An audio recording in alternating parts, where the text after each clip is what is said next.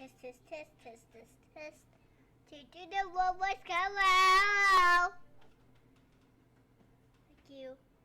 Bye.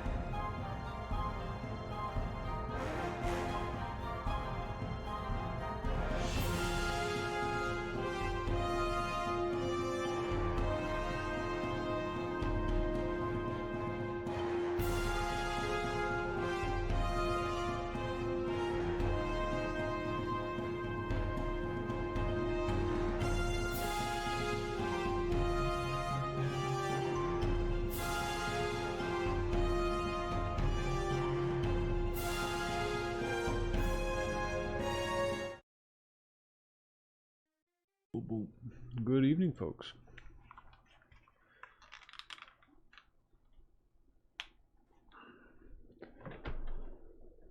Oh, okay. Sorry about the long time away, but life does happen. We're playing a Paladin.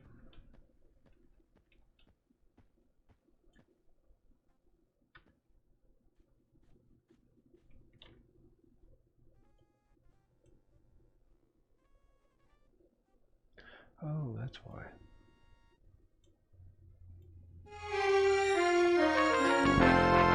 Yo, Whitey, what's going on?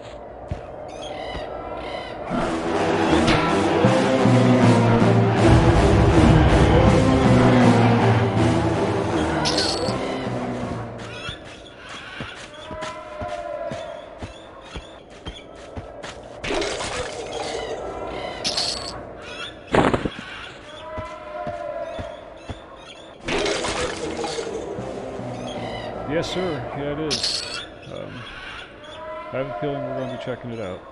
I wasn't sure at first. I was kind of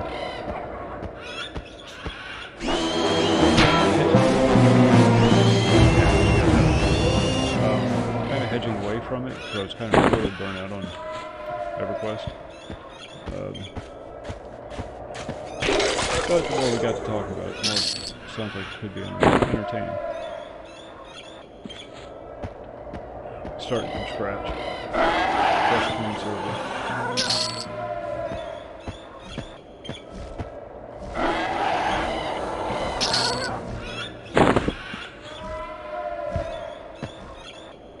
Siberian, sorry, what's going on? I didn't see you pop in.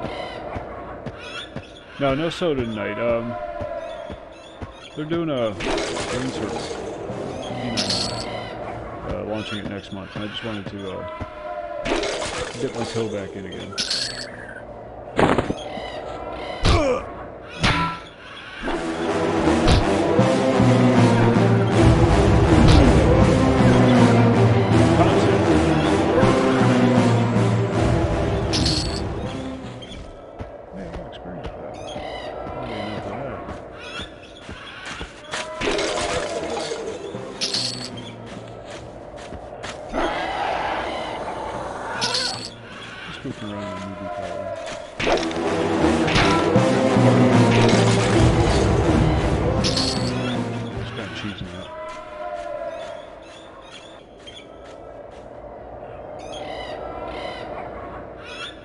Is it really? Yeah.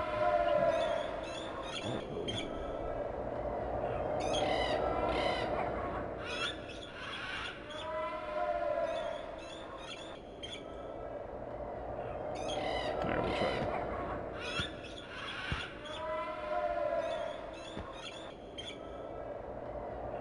Boy, it's dark. Is it dark to you too?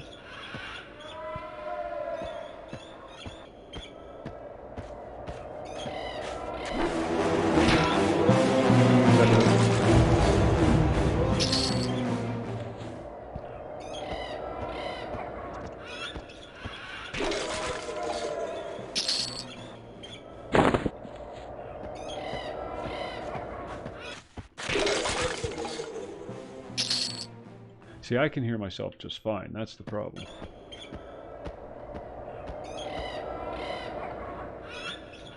kind of dark.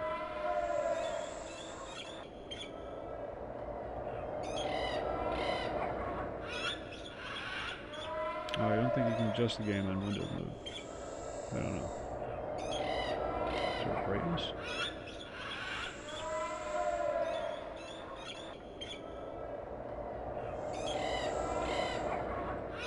Nope. No. Well, it's going to be dark. It's nighttime. I don't have any light sources. Oh man, that's why I was carrying a torch. See, now I need to find another goblin. I was carrying a torch in my empty bag slots. If you carry a torch here, you can get the benefit of the light from it.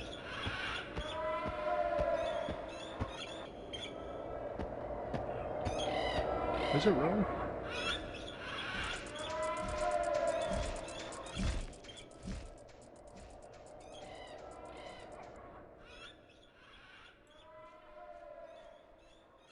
Alright, we'll try that.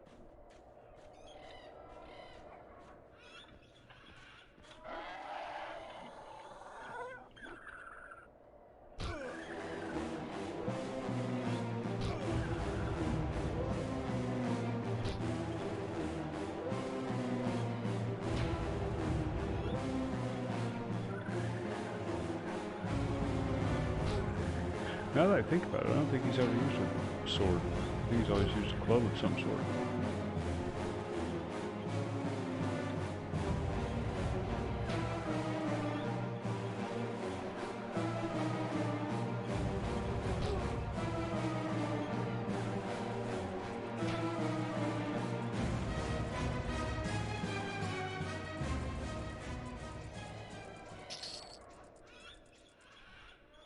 Okay, alright.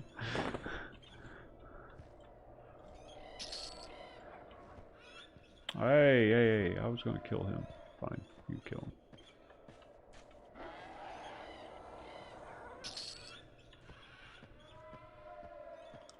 This, the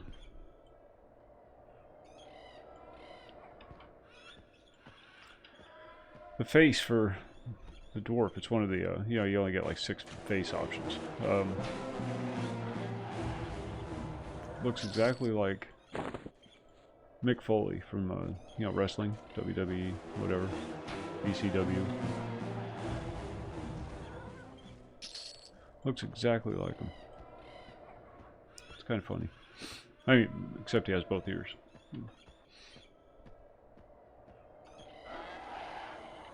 Yeah, Tommy's got a lot of stuff going on in Shroud, and I gotta hop on and check it out. It's just been so freaking. My mom was in town last weekend, and then you know, the day she went back, I had to go back to work, and I don't get out of work till 10 o'clock, 10:30. By the time I get home, I just don't want to deal with anything. But she's home now. Things have stabilized.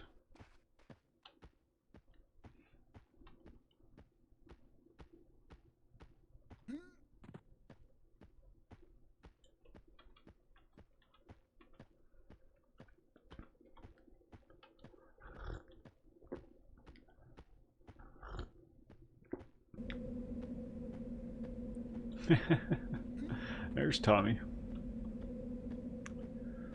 I gotta check my rent. Is it? Yeah.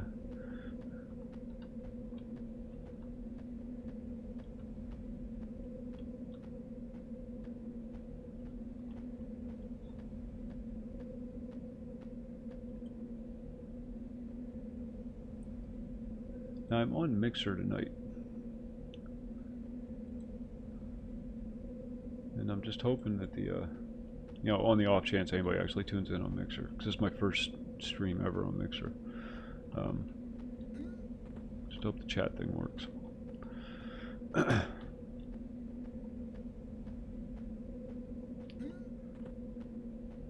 City Hero server they play on is doing their charity thing next month also, and they're focusing on Mixer instead of Twitch.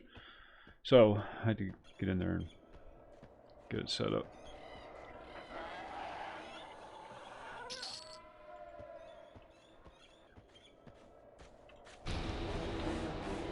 Oh, it's yellow.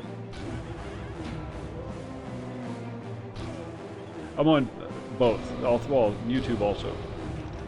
Yeah, all 3. Streamed all 3.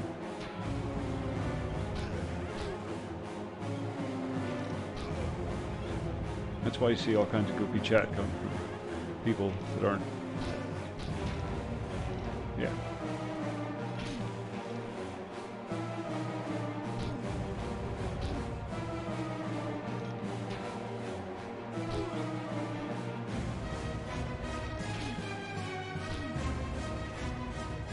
Yeah, one hand slashing 6. I've never used it before.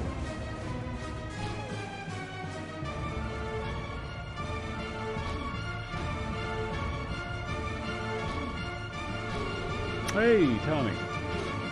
Tommy on Mixer. Thank you, sir.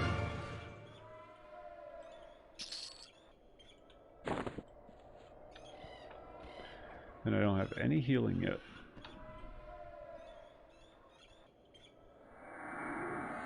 Except for that, once an hour. Sub height. Oh, okay, the notifications don't come through. I gotta fix that too. Gotta do a lot of setup on Mixer.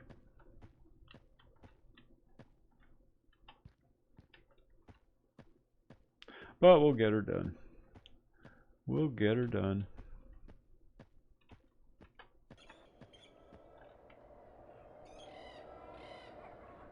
I don't want to work that hard. And they aggro. Or they're social, rather.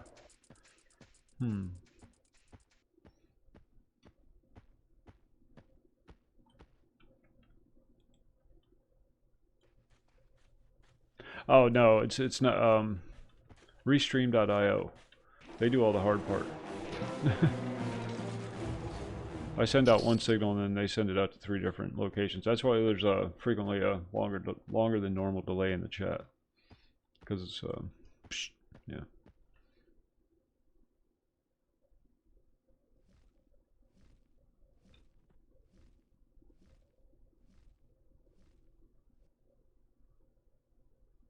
Yeah, well, it depends. If you use cloth Siberian, I think the fizzle chance is greatly reduced. It's just the heavier the armor, the greater the fizzle chance. Like if you're wearing plate armor, for example, then you're going to fizzle a lot more than you would if you're wearing, you know, a dress or something.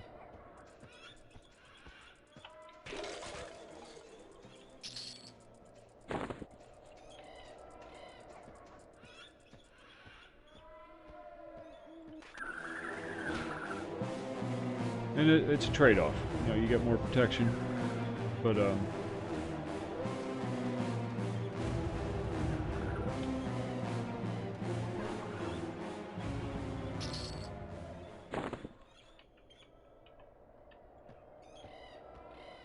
it's harder to cast spells.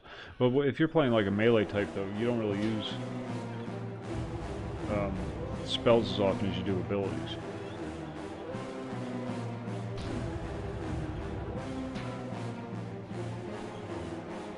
Not that you can't. It's just with the melee abilities, especially the secondary abilities and whatnot, down the bottom of the adventuring chart, they take the place of a lot of the spell effects.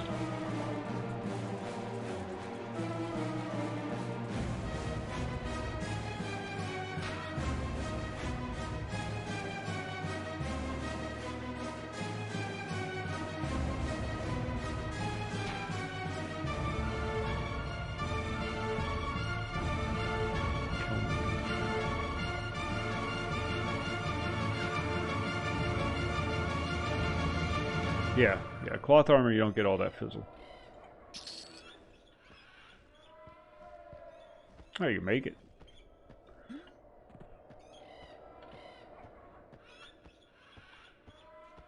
Oh, core flunk. I'm gonna beat him up. I need his head. I don't know if I'm gonna do this or not.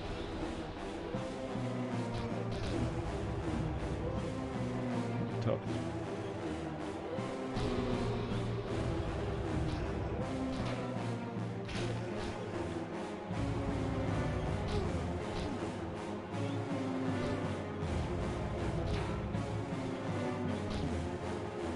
Oh yeah, that's right. I forgot.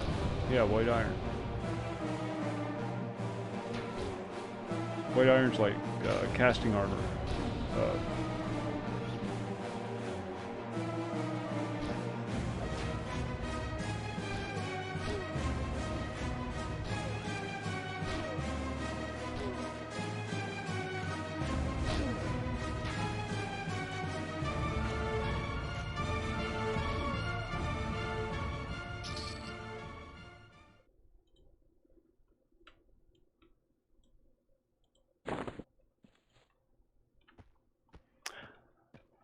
Oh, well then look for white iron stuff.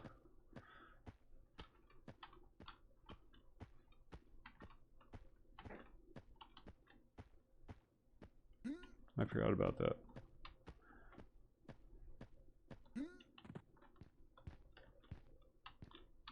I have to sit here and wait.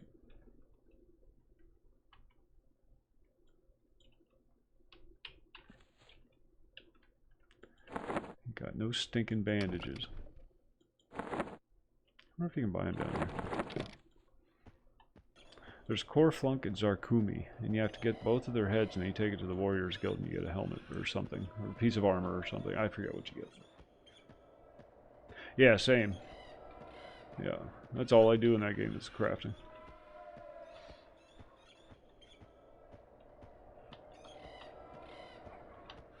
I mean, I'll do quests and stuff, but only because I happen to be where I'm getting trade skill materials, farming. You know, I'll do a quest in an area if it happens to have good farming. Oh shoot, I've got to change that. And on mixer. Nice.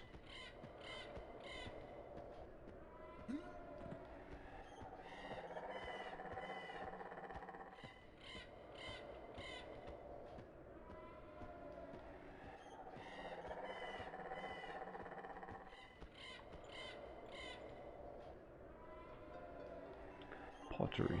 Basic pottery. I think these are all crafting vendors.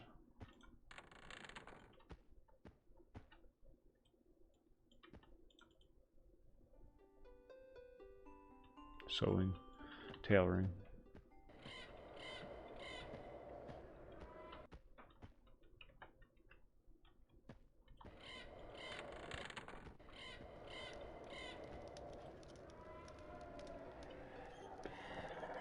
Oh well.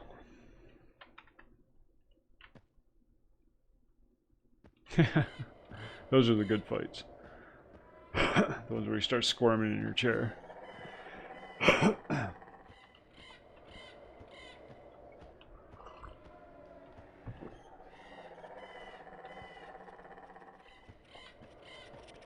I kill spiders because I want the thread that they drop for trade skill stuff.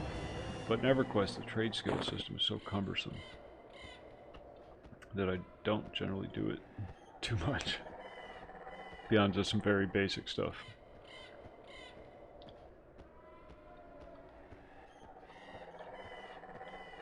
So there's no recipes or anything, you just have to know what ingredients to combine together. Through trial and error, research, or whatever. You can't just pull up a pattern and say, I want to make a, you know, a long sword or a chainmail shirt or something like that. You have to know how to make it. No hand holding.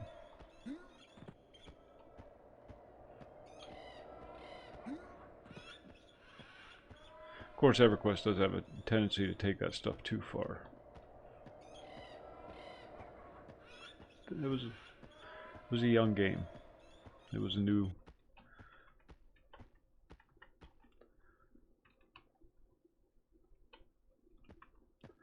genre.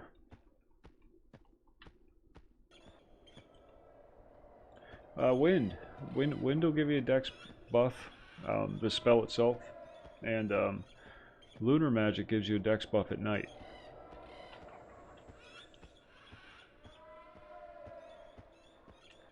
Yeah, wind and moon. Wind and moon. Of course, you probably can't hear me because the microphone's so far away.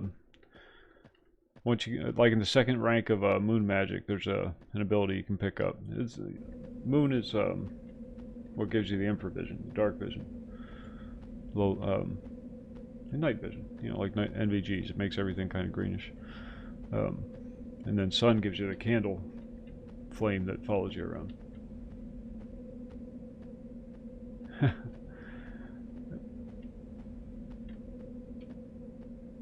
Both. Falcon, how's it going? We're talking games. It's all about games. That's why I play so many games, because then you get all these different people together from, you know, this person joined me with it when I was playing this game, and that person joined me when I was playing that game. And they all come together and they just talk about games. Busy, same. It just started slowing down for us.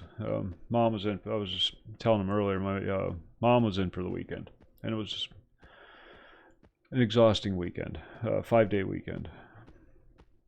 Very exhausting.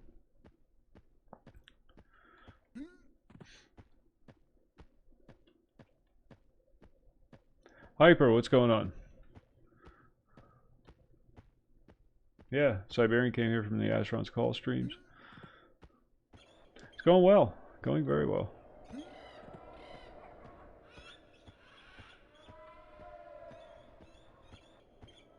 I'm getting bandages.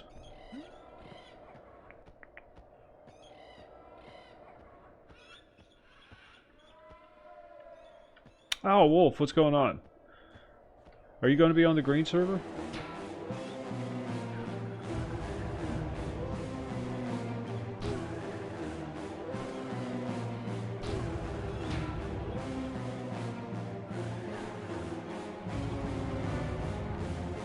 Wolf is a regular participant in our adventures. He's been hanging out with us in the EverQuest for a long time.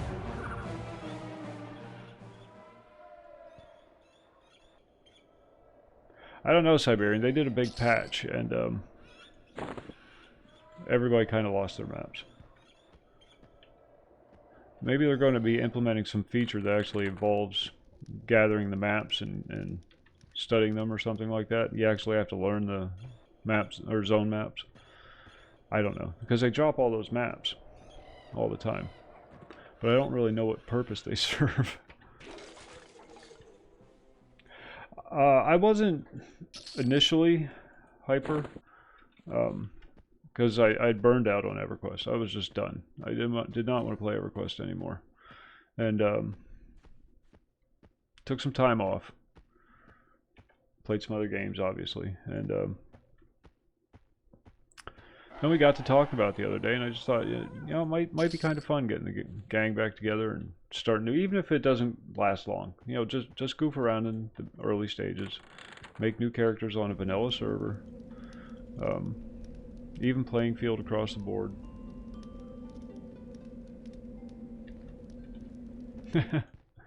And you know, just start fresh. I think one of the things that I got discouraged with on P99 is when you stream, people give you stuff, and it's not that I'm not appreciative, but it really does take a lot of the purpose out of the game. So I like going to get the stuff, I like making the stuff, I like doing the stuff. You know, it may not be the best stuff, but it's stuff that I got. And sorry, my chat's over here tonight, so I keep looking to the side. On the green server, clean slate.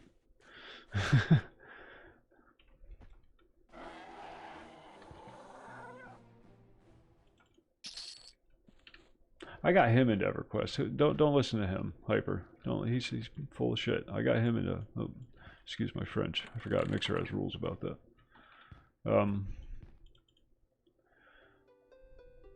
Yeah, I got him into EverQuest when he was like 10.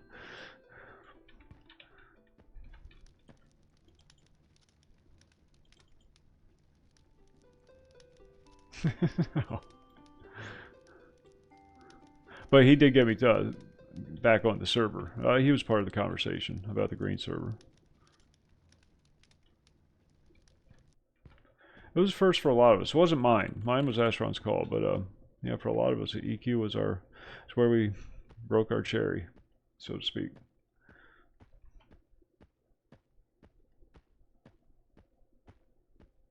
Requiem, what's going on?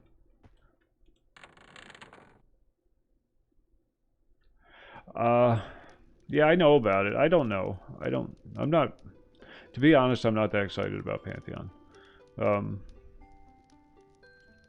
I hope they put out a good game, and I hope people enjoy it. I probably won't.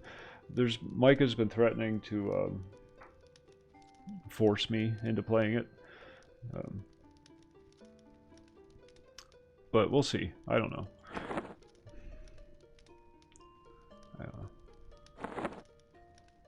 Bandages. I need stinking bandages. Somebody sell me freaking bandages. Thank you.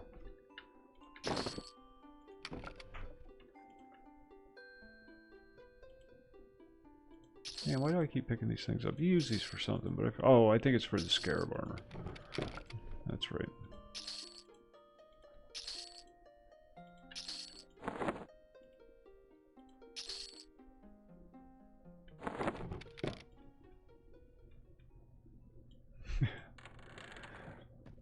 I just, and I'm not trying to dissuade anybody from playing it. This is just me personally, and I've gotten very jaded and cynical. I just don't see anything new about it. Just looks like, you know, another MMO.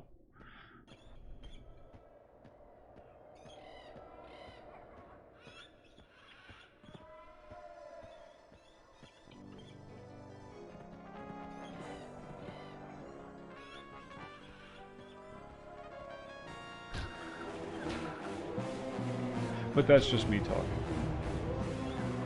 Tommy's playing on it. Tommy, Danny Maple, Gathorn's girlfriend Joyce is playing on it. He's on the EU server.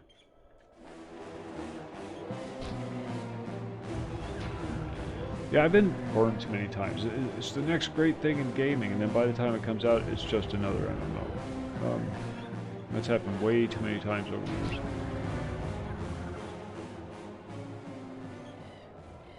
Yeah, Soda's good. Soda's a good game. What Driss was saying that he's been playing on, I don't know which server it is, for Asheron's Call. I forget what it's called. And it's really got me wanting to scratch that itch again, too.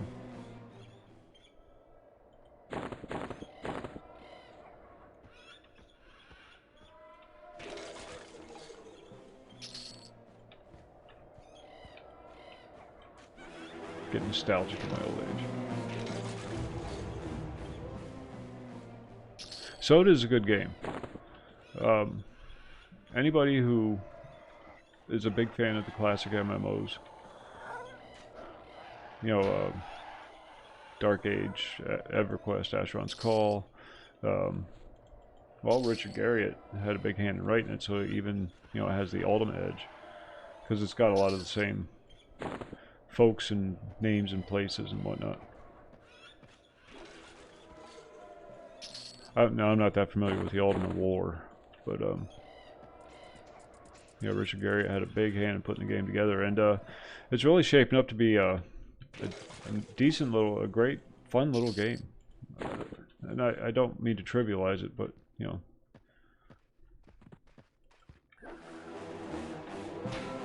it feels like a small game, but there's so much content in it.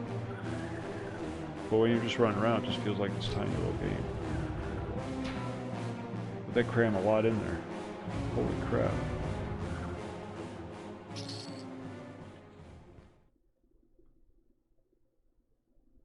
Yeah.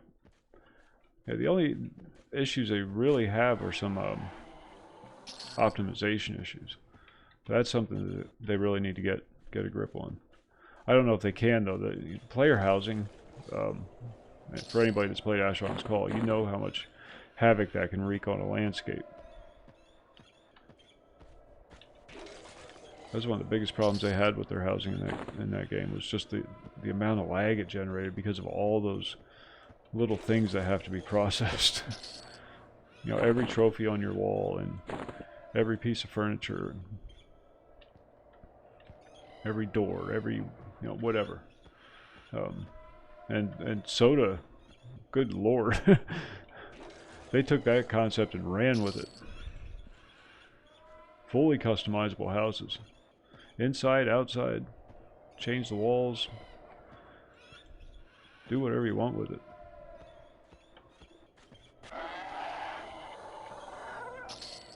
A garden that actually grows.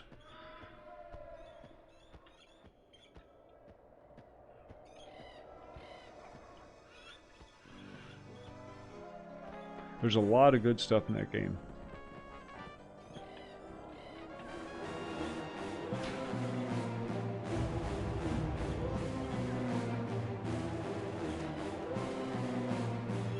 I'm really glad I took a chance on it, because initially I wasn't going to. Necro was telling me about it. NecroNet was telling me about it. I watched some videos, you know, just I didn't see anything that made me go ooh.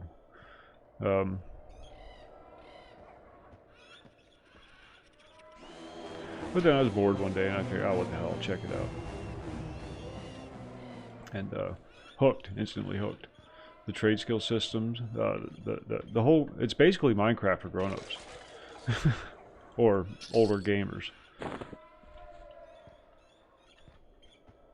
So the whole game is centered around your house, your dwelling. And that's the anchor that keeps you coming back.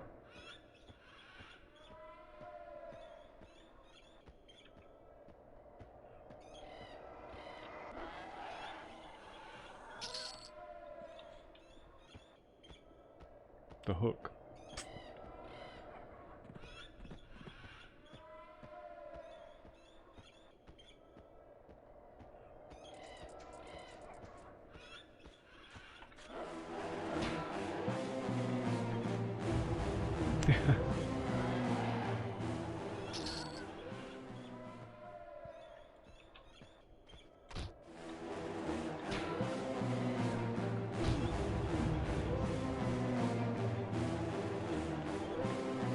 And it's free to play now, so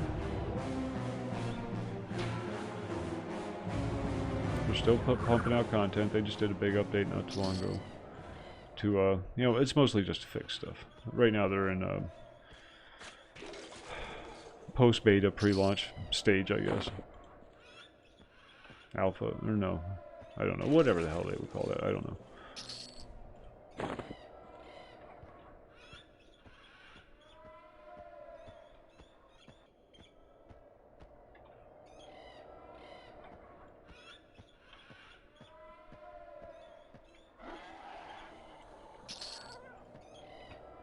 Like I said, I'm not doing anything there. I'm just getting back on and running around. This is the kind of stuff I like to do in EverQuest. I don't like to work that hard.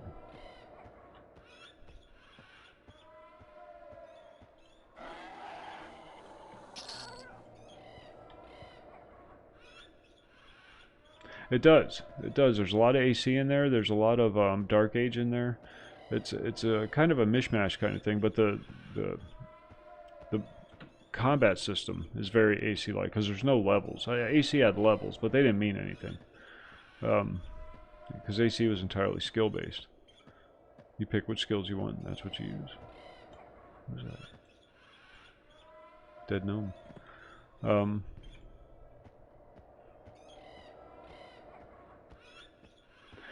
Graphically, yeah, I can see that.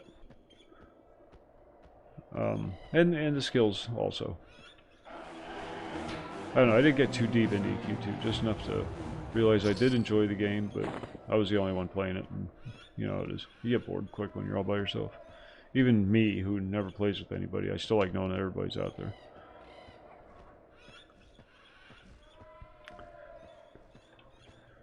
There was one of our frequently visited discussions is EQ2, and how logical a move it was for Sony, Daybreak, whatever, whoever.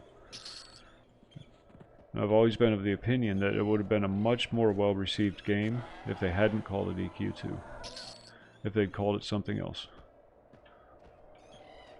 Remove the connection to Norrath out of it completely, to EverQuest, and just make it a standalone game.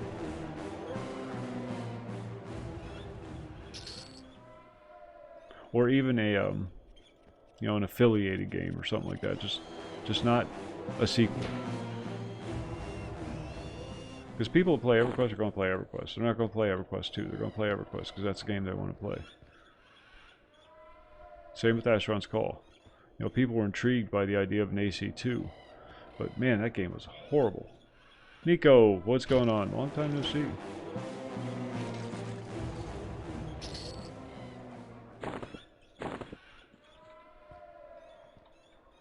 Sorry it's so dark. It's like perpetual nighttime in Paladin, or wherever the hell, Butcher Block Mountains. Yeah, the AC2 was a nightmare. It was nothing like AC1, absolutely nothing, and that was the problem they made with EQ2. It was nothing like EverQuest.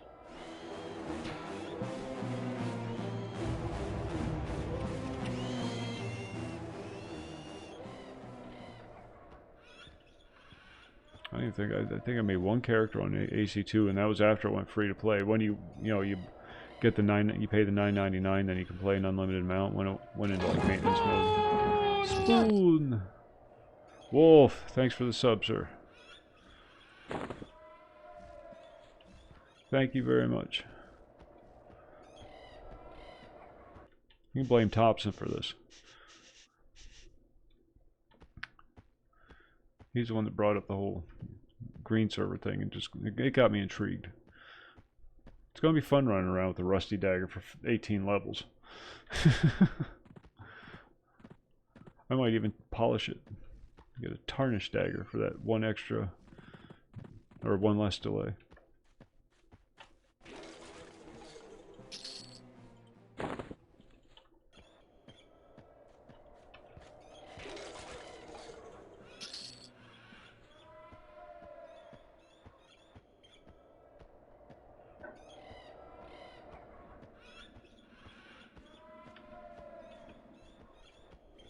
Come here, you bastard.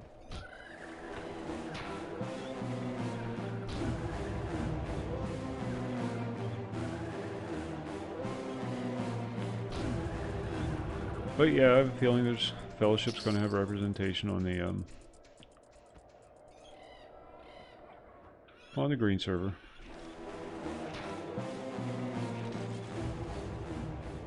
Yeah, I know. I'm aware that, you know, there were some advancements in the storyline and whatnot, but it wasn't EverQuest, and that's kind of my point.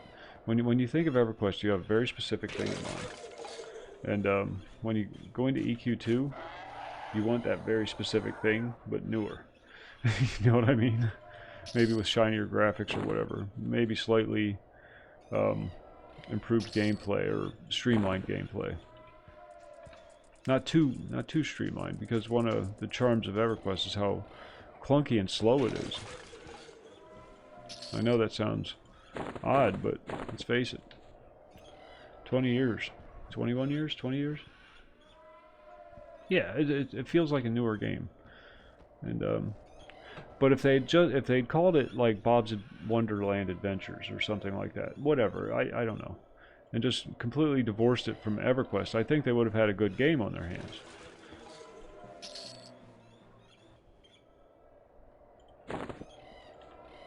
Marketing is everything, and you're marketing on a very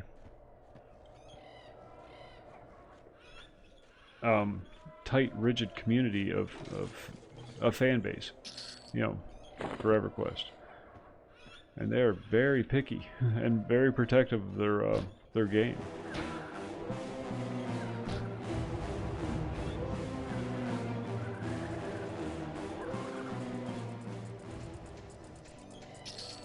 So now what do you do with yourself? Congratulations, by the way. Good job.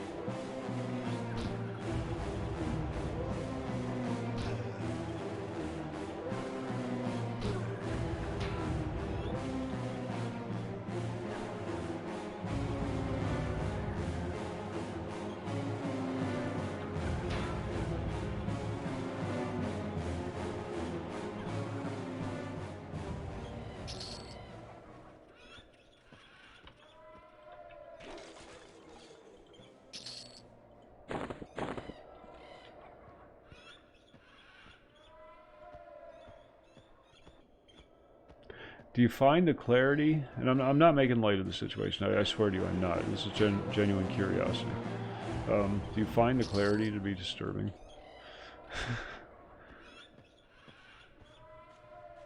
Oh, you did all that and then you moved back to Vegas.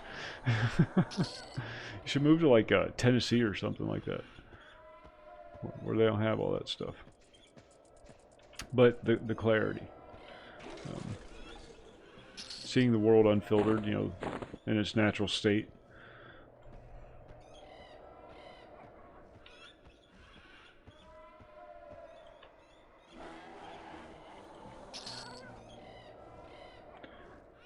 The server is confirmed, yes, and I'm 99.9% certain we're going to be playing on it in some capacity.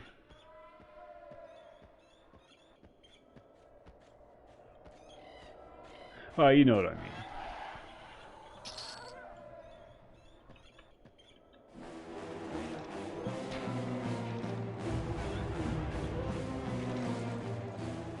Whenever you make a big life change in your life like that, I've always been a big fan of taking it 100% and just completely uprooting yourself and going somewhere else where all your previous influences are not around. Because, you know, along with the substance abuse, it comes, you know, I don't know what your situation is, you know, could be different from you, but typically, on top of the substance abuse, there's the environment in which created that. So even if it is somewhere like Vegas, if you're from Tennessee, you know, because that can go both ways. You don't know anybody there. You're a complete stranger. So one more temptation removed. You know what I mean? Because you don't have access to things. You don't know anybody. And it's a fresh start. Completely fresh.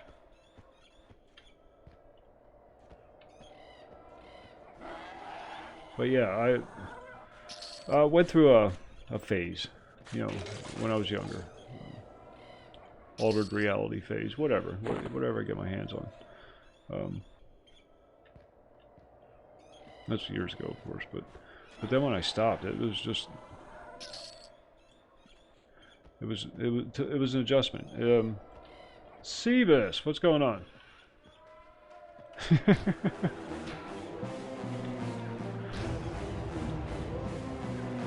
Oh, gearing up for the green server.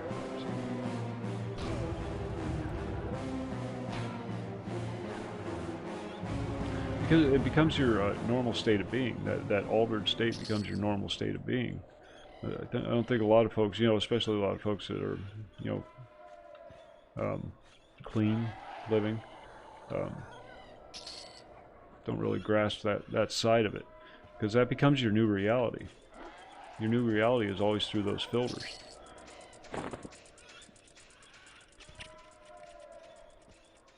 Okay. Yeah.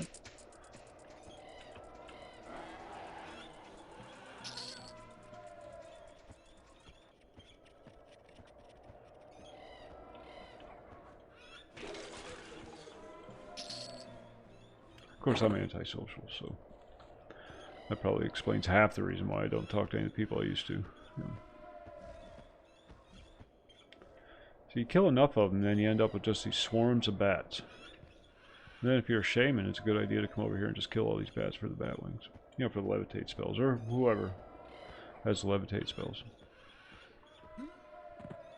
Number one reason to play a dwarf right there. Ooh. The barrel roll.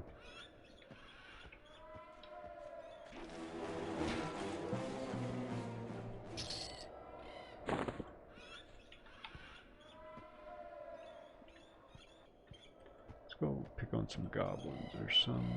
Where the hell are we at? There's some over here.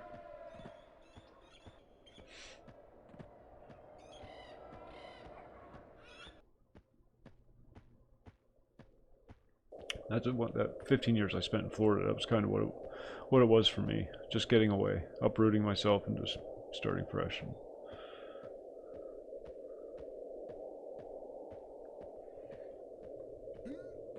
And I came back. When I came back, everything was different.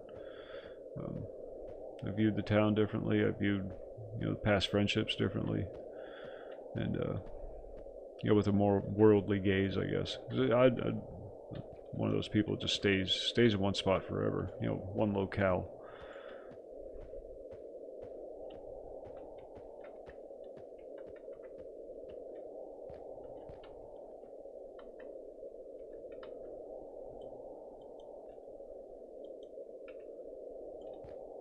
Well, who the hell's buffing you over there?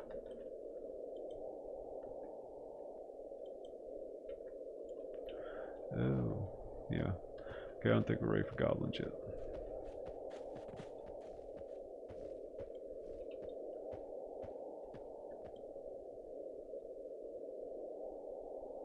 Oh, no worries. Yeah. Good.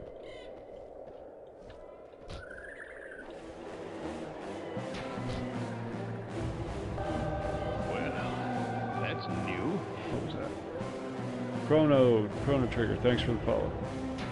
Thank you, sir. And or ma'am. Can't be too careful anymore.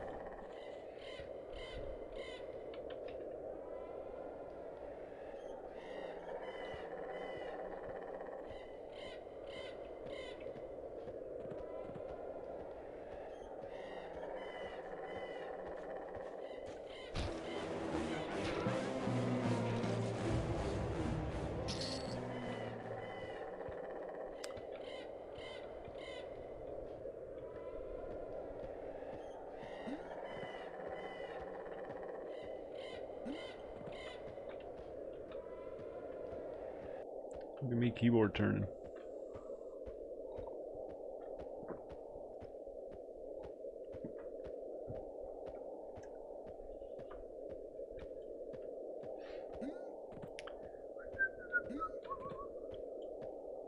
I don't know how smart it is to put Krusty on a Paladin, but I had some Krusty laying around. And, yeah, this guy has it now.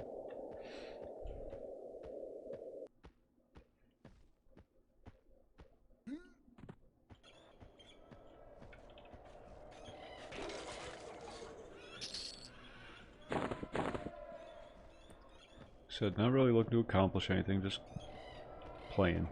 Just playing.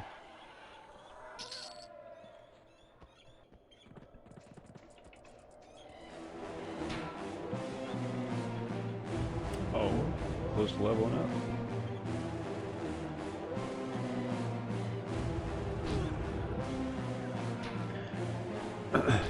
Skill-wise, Paladins are one of the most boring classes to play because they get, like, nothing. They get spells, you know, cleric spells. But very few skills. Combat skills.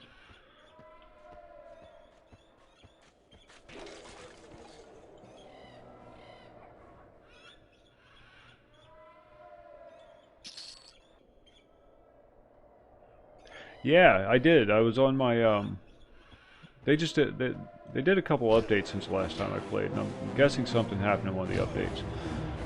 But you could always go into, options and try toggling it off and back on again, see if that doesn't kick it back in. But now, see, this guy's helmet showing just fine, but the Krusty helmet on my Shadow Knight wasn't showing up at all. Bard's helmet shows up just fine. I think it's just the crusty pieces, or something like that.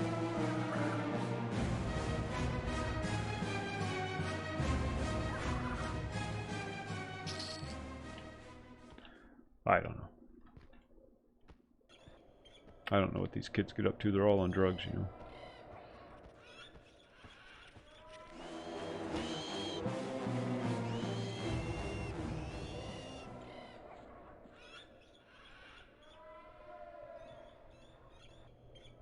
What helmet is he wearing? He's a lieutenant's helmet. I don't even know where I got this.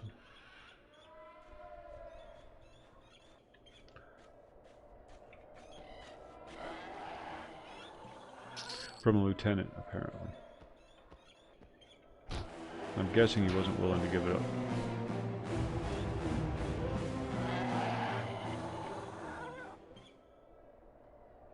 Oh, it did? Nice. Not that I'll ever get that high on my monk, but...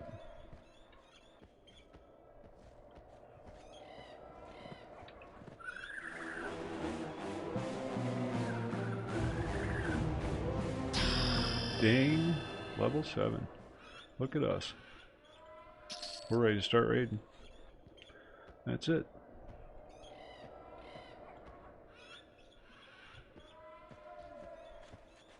Hey, we have the same sword.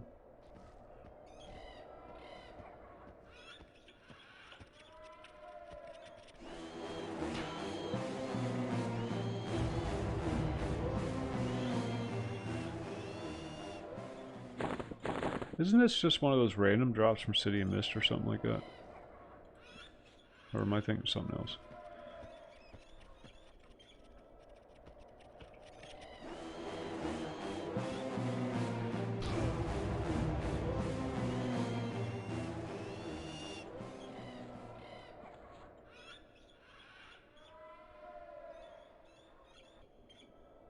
It did.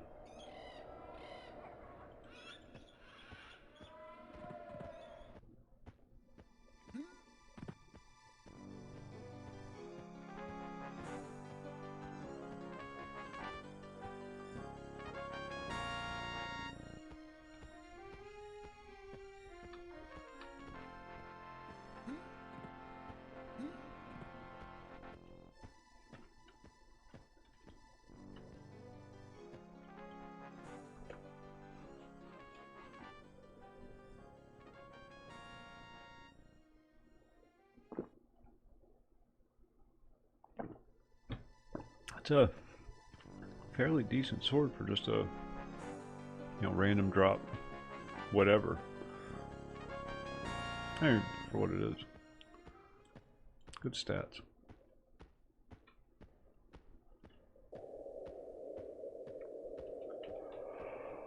Oh, excuse me. Alright, why are we here? We need food. Need beverages. Iron Toes Eats. That's always a good place to start. Oh, Tumpy. Boy, that's a face only a mother could love. How about that? I think old Greta over there has been giving him the what for. Keep your hands to yourself, old man. You know what happens.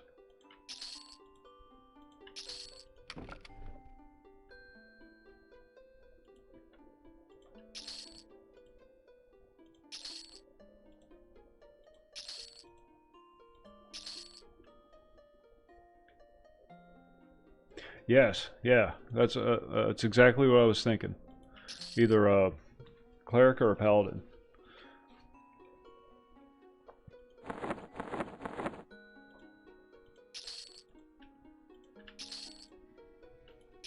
We get a whole bunch of bone chips and turn them into that guy.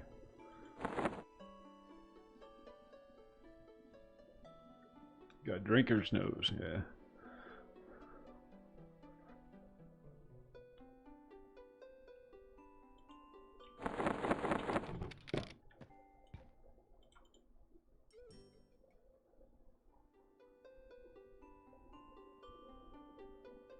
Why can't you just sell me iron rations?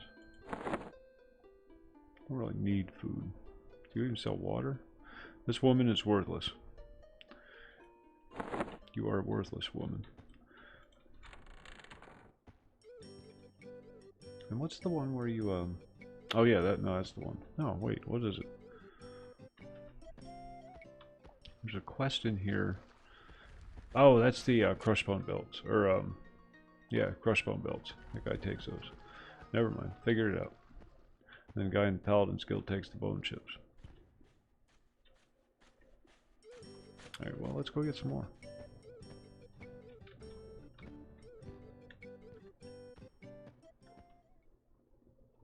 I don't want no damn muffins. I'm a dwarf. I needed something a little more substantial than muffin. I need iron rations. Stuff that are made out of bricks and twigs.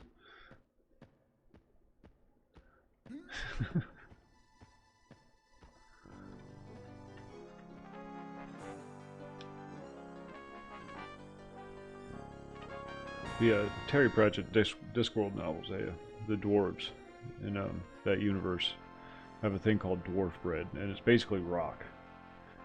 But the logic behind it is if you're hungry enough to eat this, you got to be starving. So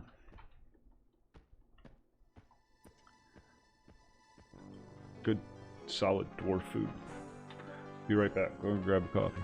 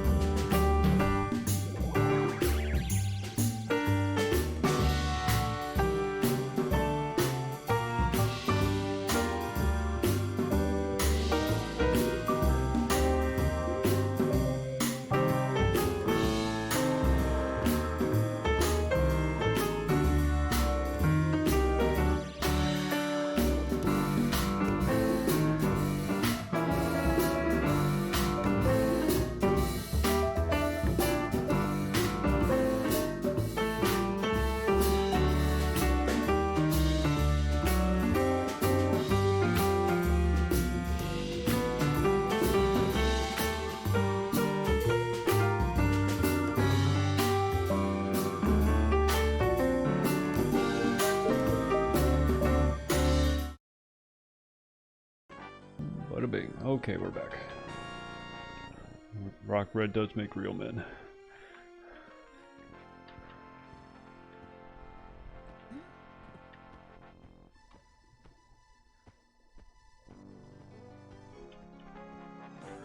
What's coming up in the future? Green Server, obviously. And some P99 blue leading up to that. Just stay in the habit. More soda, of course. Gotta finish my Shroud quest.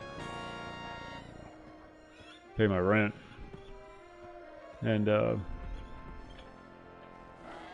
the City Heroes server they play on, they're doing some charity stuff in October. So keep your eyes open for that. Children's Hospital, cancer research, something like that, I don't know.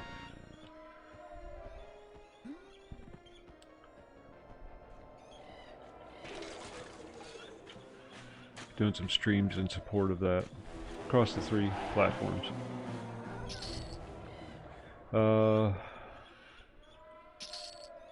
something. Oh, the Star Wars Galaxy's Legends server. It's a post-patch server. Not very popular. A lot of people didn't like the post-patch stuff. I don't know why. I never played either version of the game enough to really have an opinion on it. I played Star Wars Galaxy's emulator, the pre-patch server. And I had fun with it. It got a little monotonous and repetitive because there just didn't seem to be a point. You know, there's no overarching storyline or anything like that. It just seemed to be a bunch of random missions and building a city. There's no grand epic story, you know, like you expect from Star Wars. Looks like they added some of that in the post-patch stuff. I don't know. I'm going to check it out. See how I like it.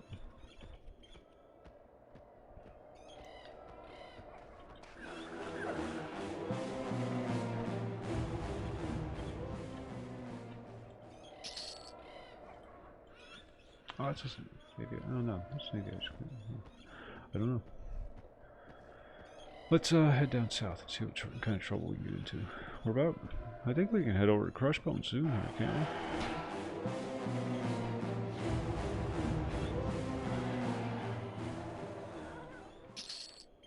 we? That's why I kill these goblins and skeletons, because they always drop something handy. Food or water or backpacks or whatever. They're good newbie creatures, because they really get you started with some of the essential stuff. I know it's silly, and I can just buy all the stuff, but I like my characters to be independent, so there you go.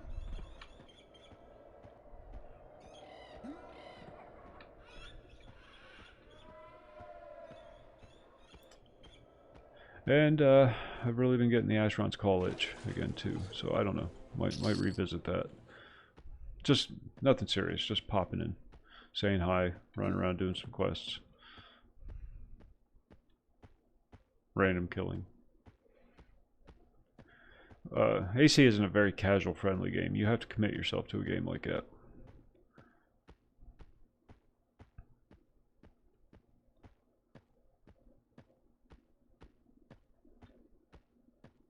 A lot of the older MMOs were like that. You had to really put in a time commitment. Oh, anybody playing EverQuest knows that. And as time went on and MMOs advanced, they became more casual friendly. And I appreciate that, but a lot of people don't. You know, when you get older, you just don't have as much time. Time for games.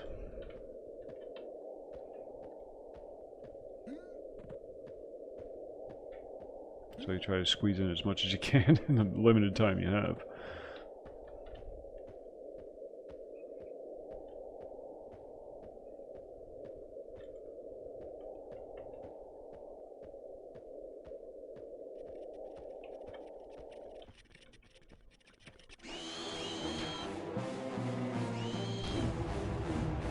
Nanamoose, what's going on? There's our resident Warhammer player.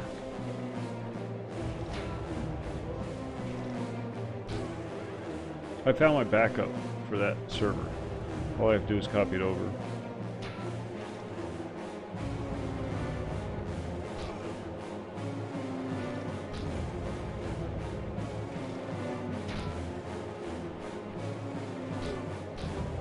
What, Realm of Reckoning?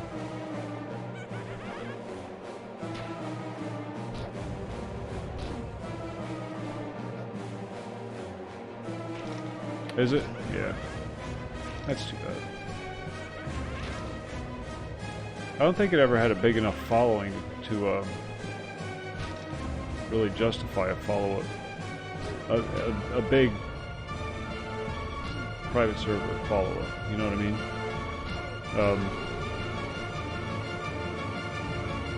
Game has to have a fairly substantial following to be able to pull that off, unless you're just doing it as a hobby. You know, like the Asheron Skull people are.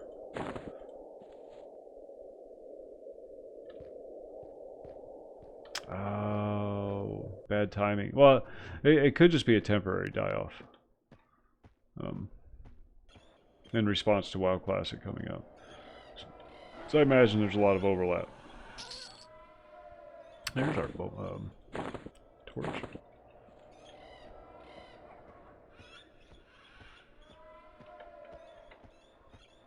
I don't like killing snakes. They poison.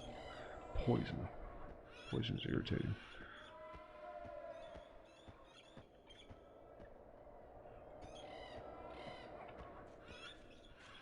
Pursued Realm of Reckoning, you mean?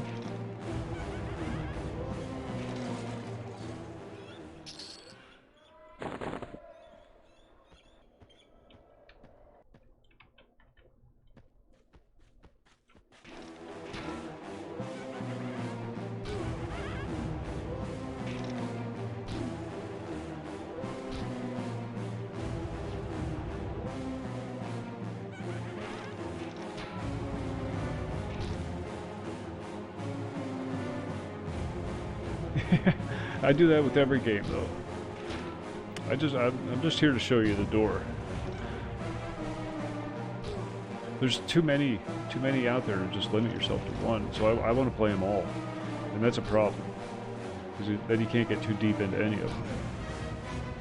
But how many times has that happened during, over the years when people tune in with the stream and sitting there playing a game and they get into it and they start playing it and I move on to something else. Was it? Nice.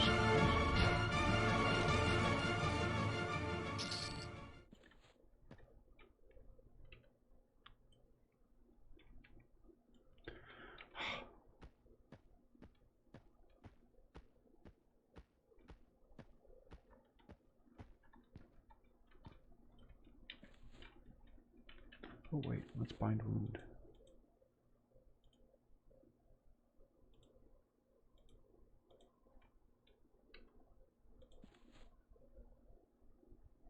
I have bandages.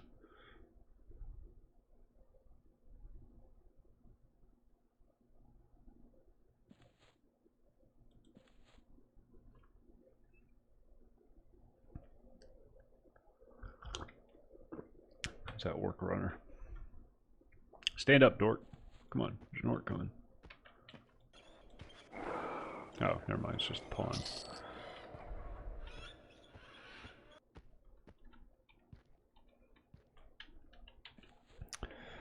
Now we wait. Don't get any spells until level 9, I believe. Is it 9 or 15? I hope it's not 15. That's going to be a hell of a grind. I think you start getting to level 9.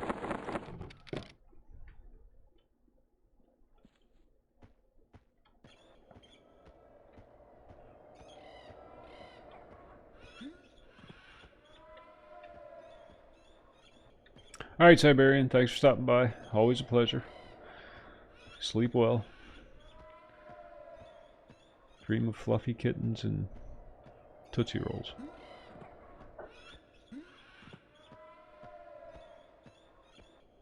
Yeah, things should be settled down now. So winter's here, no more going out and doing stuff. So should be able to settle back into a somewhat of a routine. So.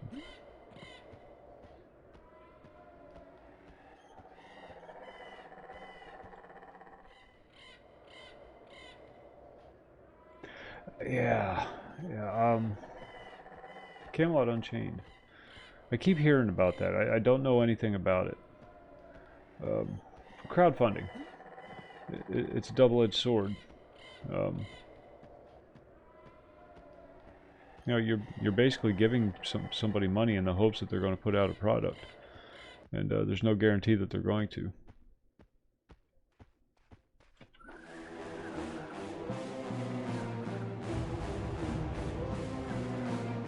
Oh god.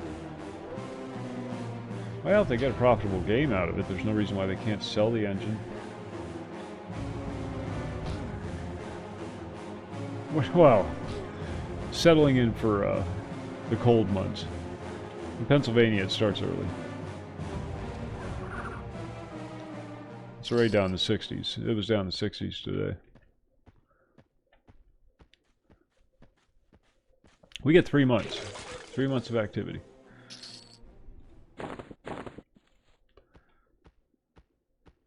June, July, and August. Spring is just the warm-up for summer. And early fall is just the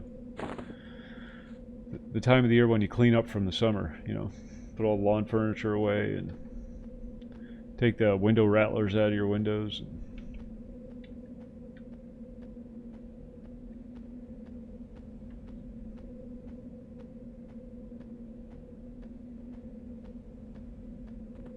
That could be. Gathorn is working on a 3D engine right now. Side project of his.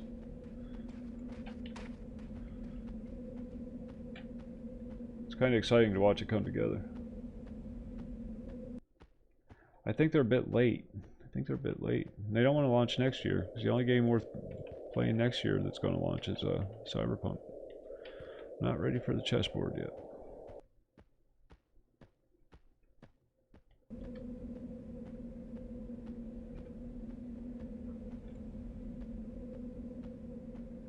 I will be playing that. I will be streaming that. I don't care if it sucks. At this point, I'm supporting the game just to irritate the gaming journalists.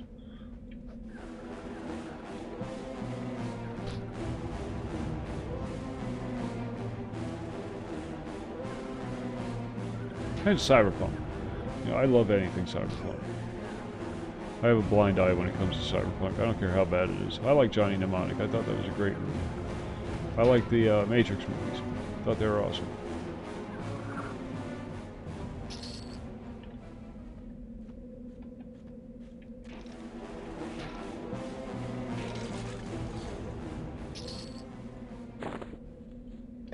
I'm hoping that they take this single-player game. Now, CD Projekt Red doesn't do multiplayer. But I'm hoping they take this and license it out to somebody who could do a multiplayer game with it.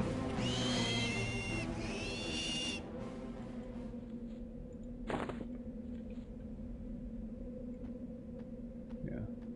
That's my dream. It has to be multiplayer. Cyberpunk. Cyberpunk is a tabletop RPG. You can't play Cyberpunk and not play multiplayer. Now, I know they're just using the franchise, the actual Cyberpunk 2020 franchise, to peddle the game. But I think if Pondsmith gets his act together, he'll get with somebody who can pull off a good MMO or some kind of multiplayer, even if it's like a Neverwinter Nights kind of thing, you know, where it's just you and a few friends.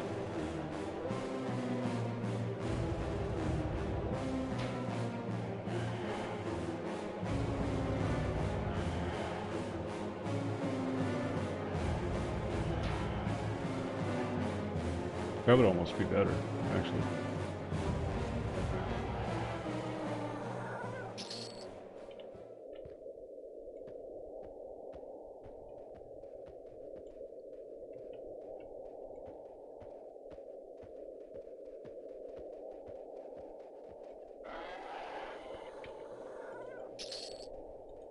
They made that crappy D&D online.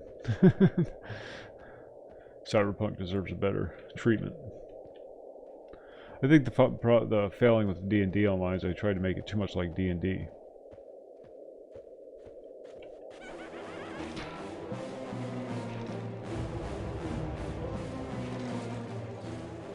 Tabletop, I mean.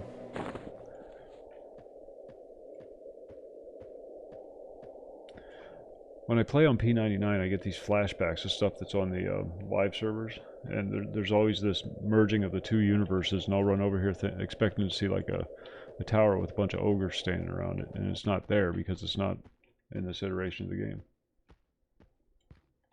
No, I never have. I briefly played D&D online, very briefly. It was incredibly heavily group dependent, and I just didn't like it. Neverwinter Nights is, in my opinion, a better game. Or Neverwinter is a better game than D&D Online. Is it really? Yeah.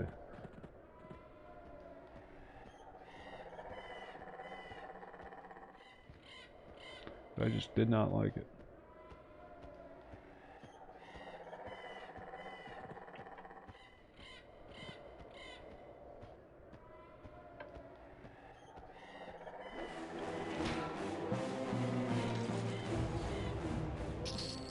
When it first came out, you know, I was working at the game shop, and naturally we had to get it.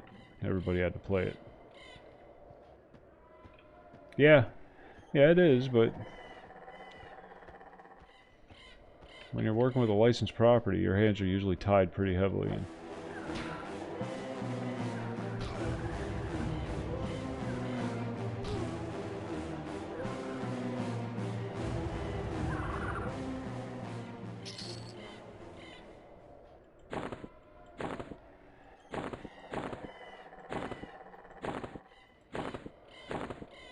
Normally that works. That's upsetting. Well, it's... Can't bash with a torch in your hand, can you?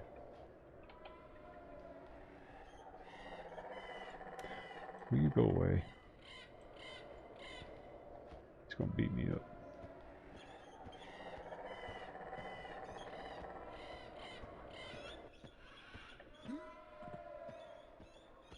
I don't know if it's the worst. Matrix Online was pretty bad. That was pretty bad.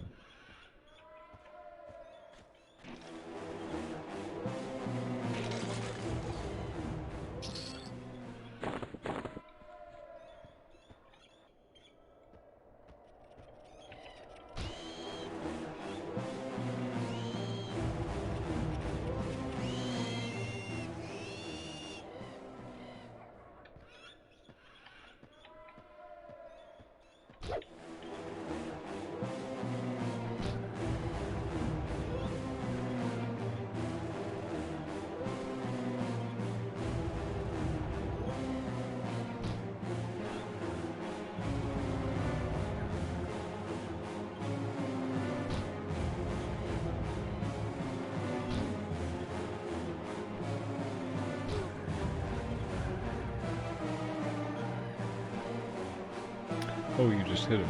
Good lord, it's right in front of you.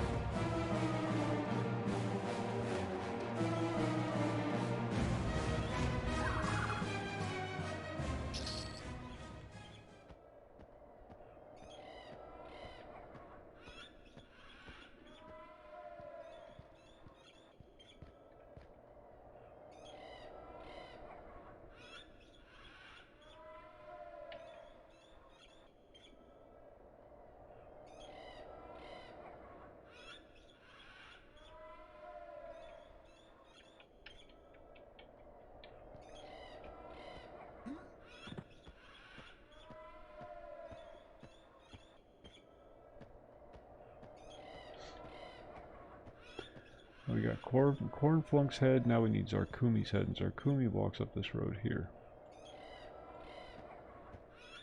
I think that's a warrior quest though, I don't think Paladins benefit from it. Stormguard faction.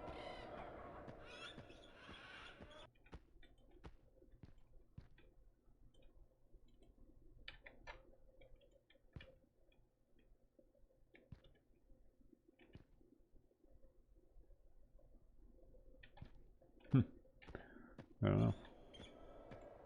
Alright, let's find something to kill. That crag elder was walking around. I was just hoping he'd go away.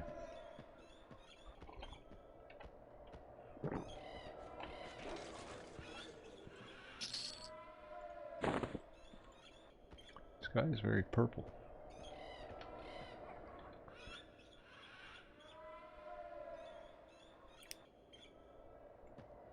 Interesting choice of colors.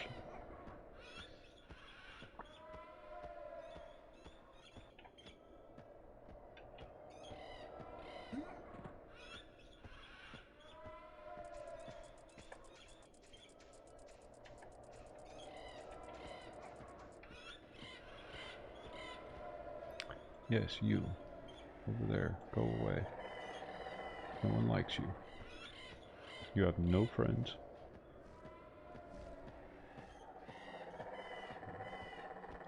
What do you predict the future of the P99 Blue Server is going to be after they fire up the Green Server?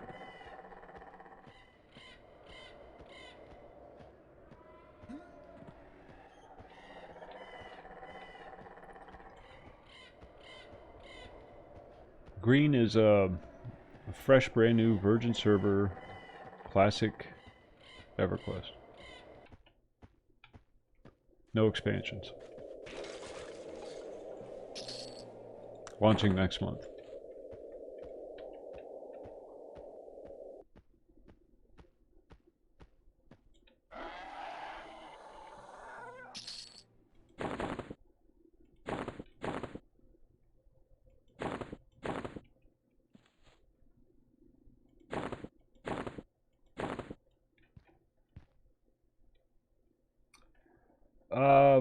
I don't know.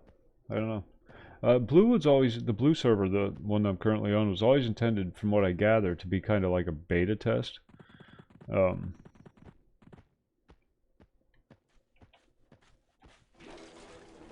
Just ended up lasting 10 years or something like that.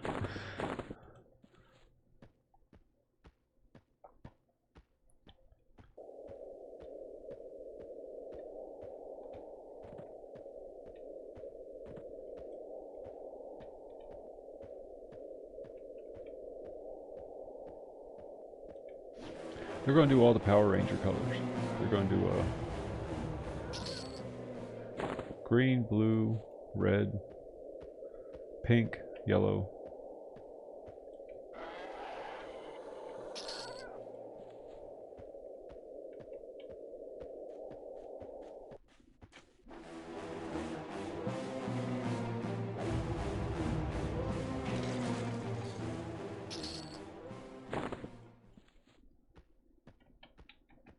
Ooh, I want to kill that.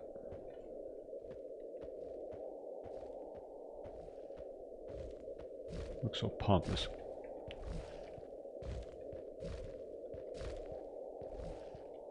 If you can strut while flying, that's what it's doing. It's just strutting.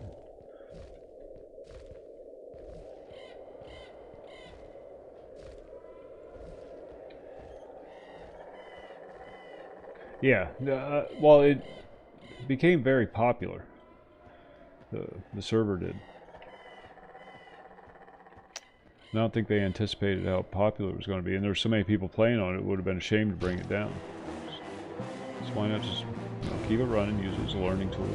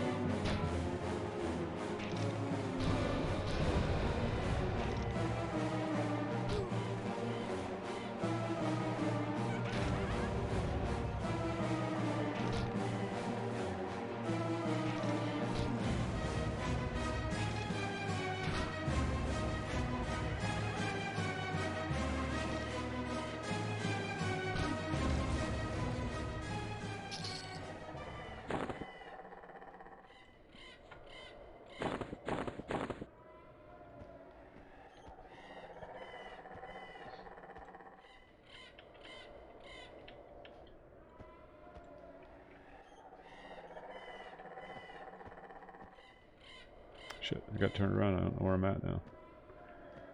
Where am I? Oh, okay. Now I know.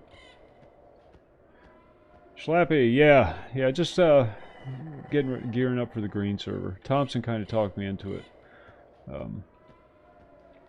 Hit me right in the nostalgia, you know.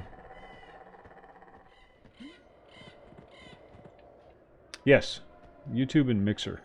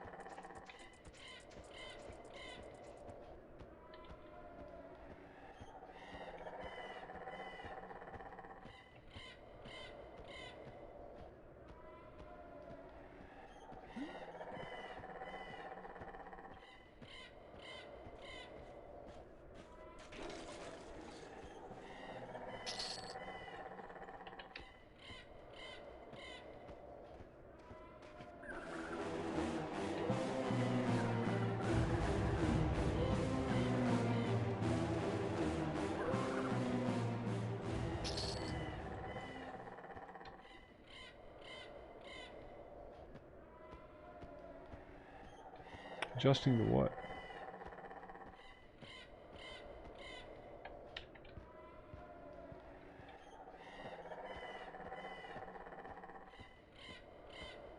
Oh wait, there's some bandits up here. Maybe we can go beat them up a little bit. Show them the error of their ways.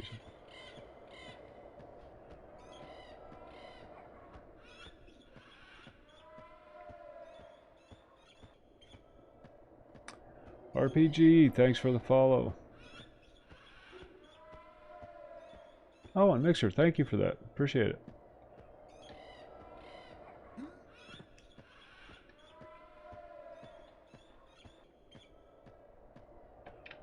This is my first stream on the platform.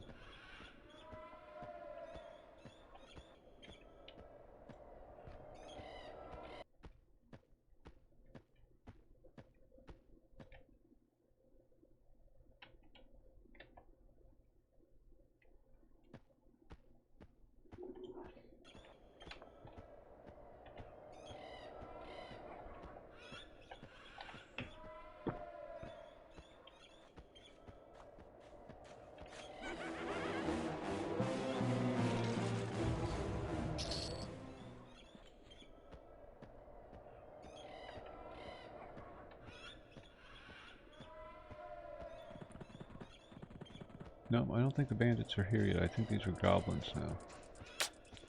Darn it. See, again, I'm confusing live servers with classic servers.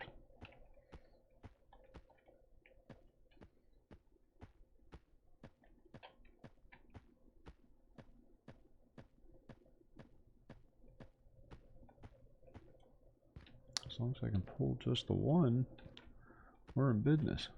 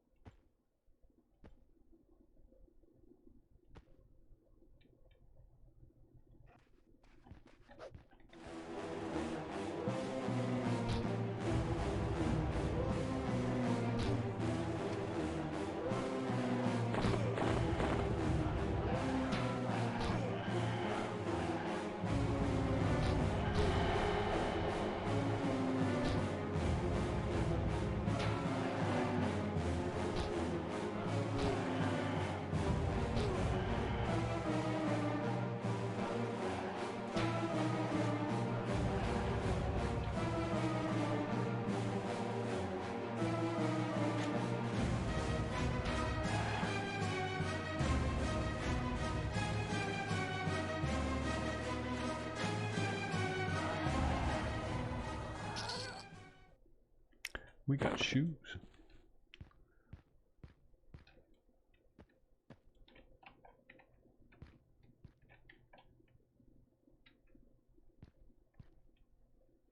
Let's see if we can get this one.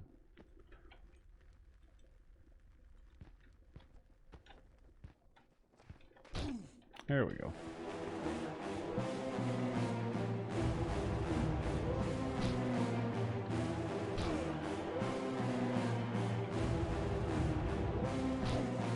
think we found a spot.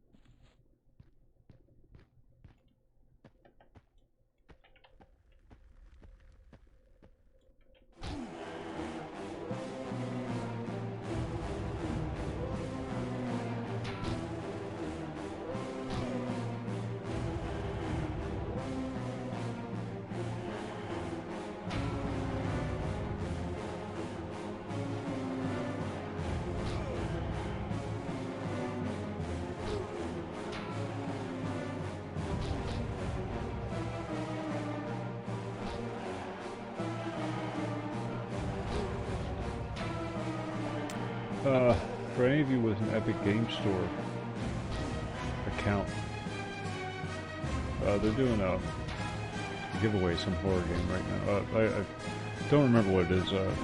Phoenix, one of my older viewers.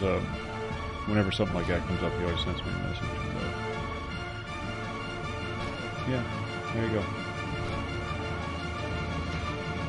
Free game is a free game.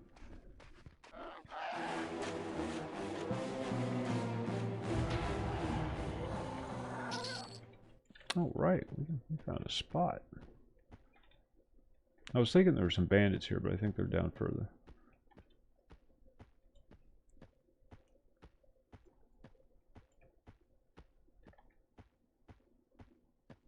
Yeah, they're there.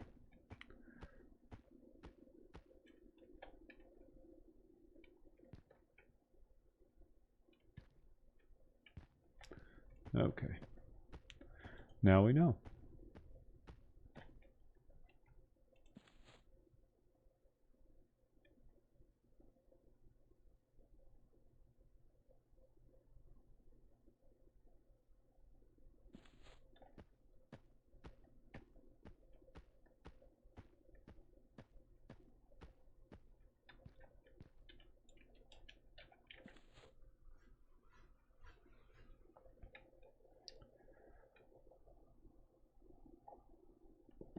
Ain't got no spells yet. Don't get them till level 9. Your first crappy little heal.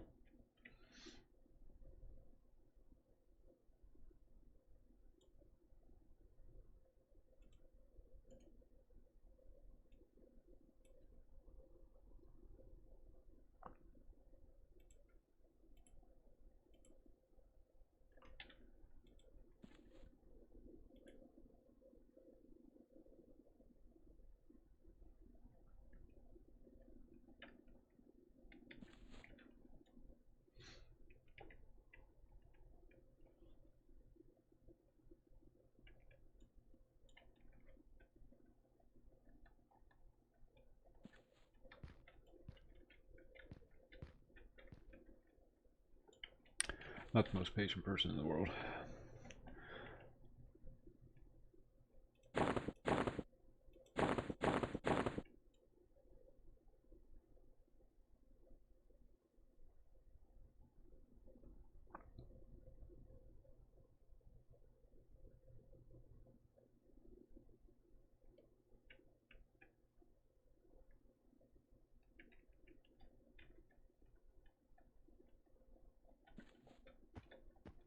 We'll go find something else to beat up.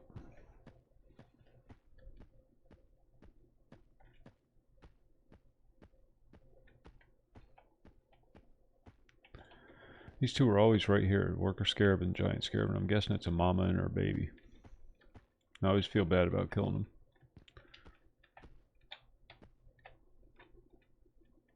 Get it off, it's crushing me.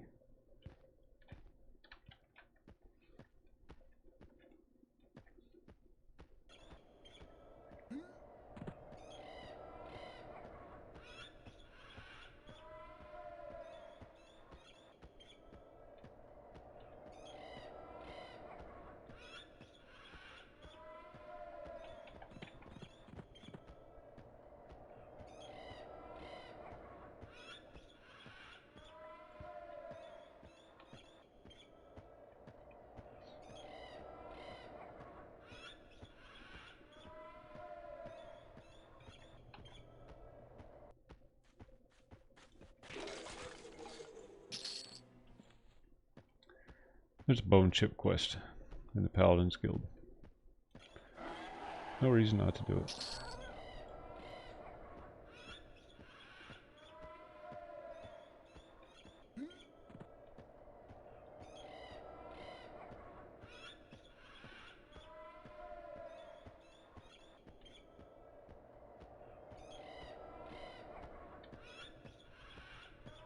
No, I have not. Not on the official servers, at least. I've played on private servers.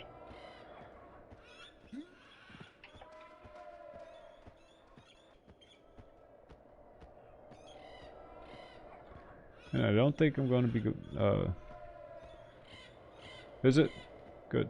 Good. Yeah, my son's been playing on it, and he said he's been having a good time with it. And that's good. I'm glad. I'm glad people are enjoying it. They've had a rough year. Activision isn't doing that company any favors. And they need a little shot in the arm.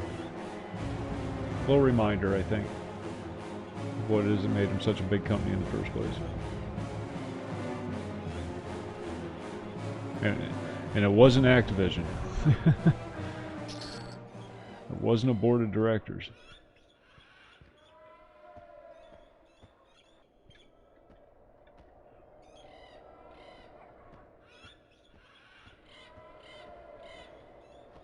Yeah, well, the popular attack for that is to blame Blizzard. And truth be told, it's not Blizzard. It's Activision.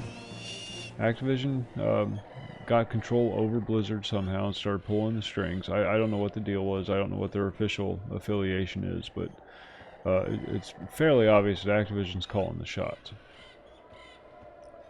And that's an old company. It's been around a long time. They made games for the Atari 2600. So they've been around for a while. And you know, when a company sticks around like that, it starts to lose its focus. It starts to lose its perspective.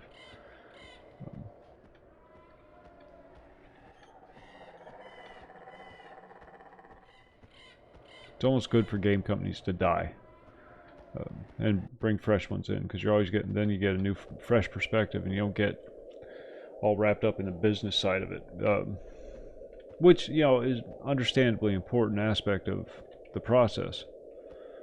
But you know, people are going to buy your games if you make a good game, plain and simple. All you have to do is make a good game, then people will buy it.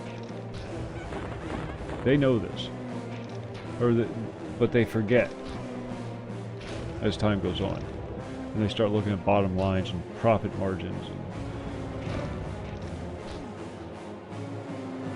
release schedules. You work on the game, you put it out when it's done.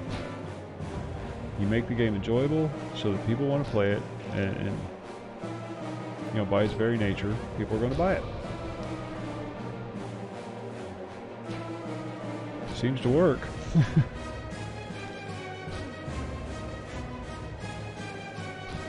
Then when you start shifting your focus into how many micro purchases can we get them to make, you start losing your perspective, your focus, your purpose.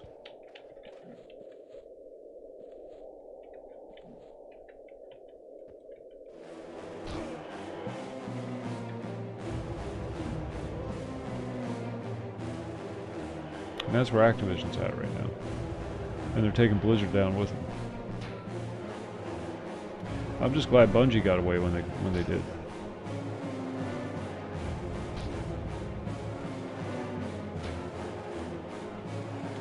That is a damn good game. Destiny 2 I'm talking about. It's a damn good game. And it would have just faded away into obscurity under Activision's tutelage. But now Bungie's free to continue making a good game.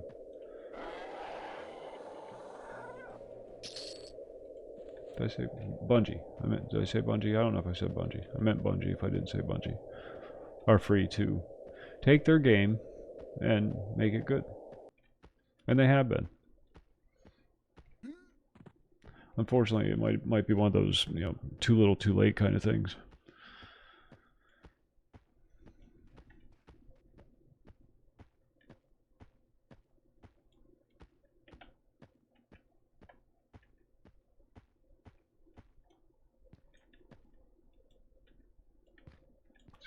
See? Sneaky little bastards. And there's one hiding in the tent, isn't there? No, maybe not.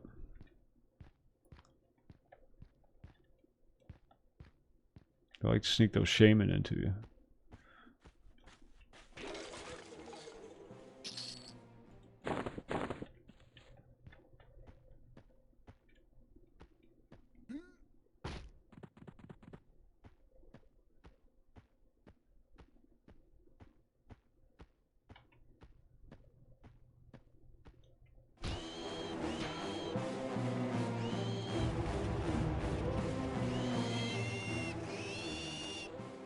Then you have companies like CD Projekt Red. Now, granted, they don't do MMOs, but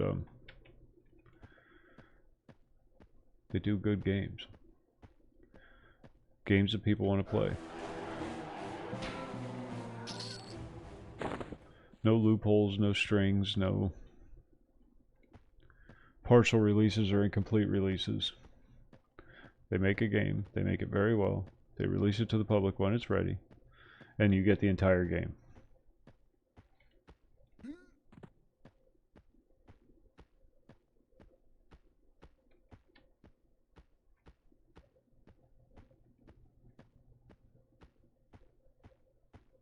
And they're going to be a big black-eye to all the other AAA developers in the upcoming year, especially once Cyberpunk 2077 launches or releases. And you know, it turns out to be one of the most profitable games ever put out. My prediction. A lot of hype. Oh yeah, the live servers are still around. This is a Project 1999 emulator, but you can still play live EverQuest. They still have like 10-15 servers going, still doing updates, still doing new content. They just had their 20th anniversary, I believe it was. Yeah, 20th anniversary, and with they released a new expansion. Their 26th, I think. I don't know, some ungodly number of expansions.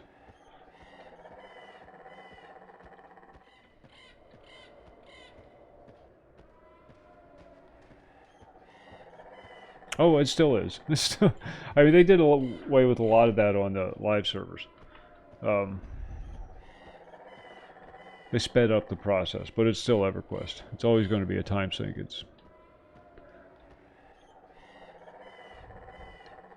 I mean, you can do level 1 to 40 in probably a few hours if you really push, if you really grind it out. Because they have it all laid out now.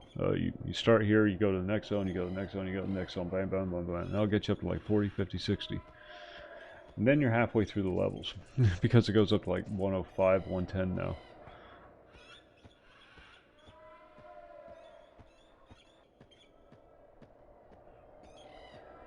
Then you start getting into the stuff where it starts to slow down a bit, and you have to start doing more grouping and whatnot. But up until that point on the live servers, they've made it very solo friendly. With mercenaries and...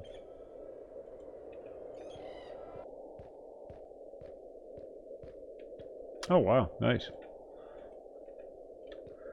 Sneaky freaking bastards. See what they do? You see what they do?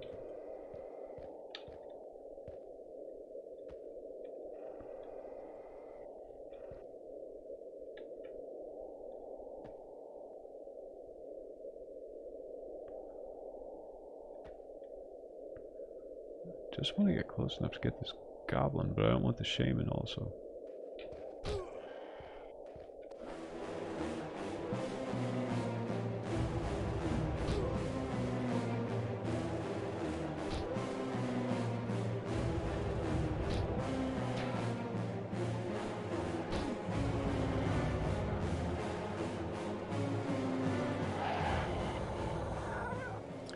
The highest I ever got on the live servers was 85. I got 4 characters up to level 85, and that was all done with veteran reward bumps. I didn't earn any of those levels. If you have a long old account, occasionally they'll give a character bump like that, and part of that bump is you know, a full suit of armor and weapons and everything suitable for your character.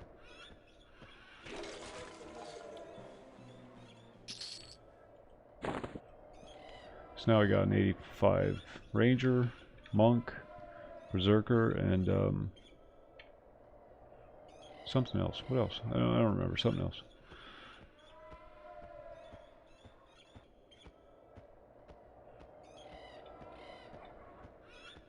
But didn't earn any of those levels. Just have a lot of very old accounts.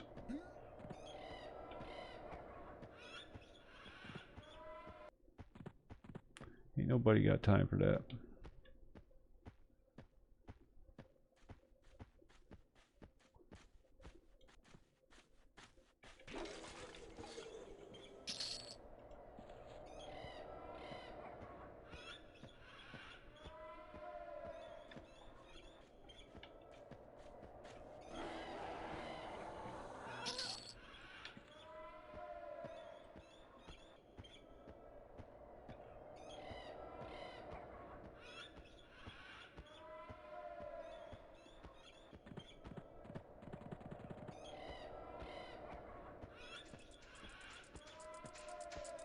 WoW is the only game I ever consistently got characters up to max level.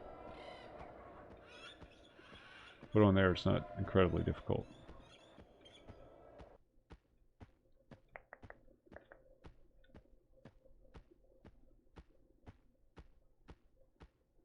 Why haven't you respawned yet? What's going on?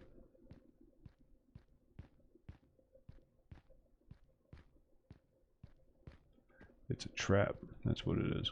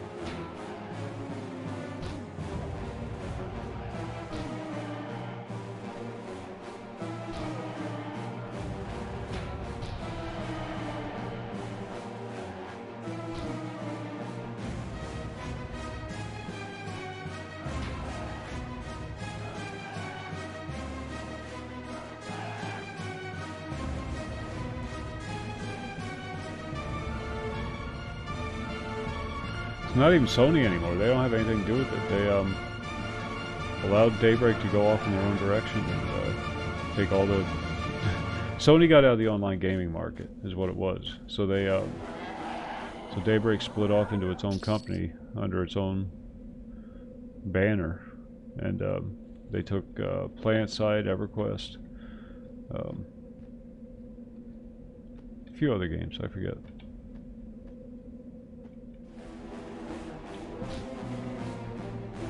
And Daybreak's its own joint now. A lot of people are upset by that. I don't even remember it, to tell you the truth. Wasn't it a console thing or something?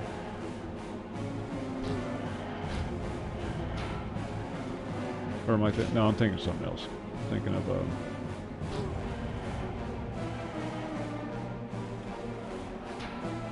yeah, something else.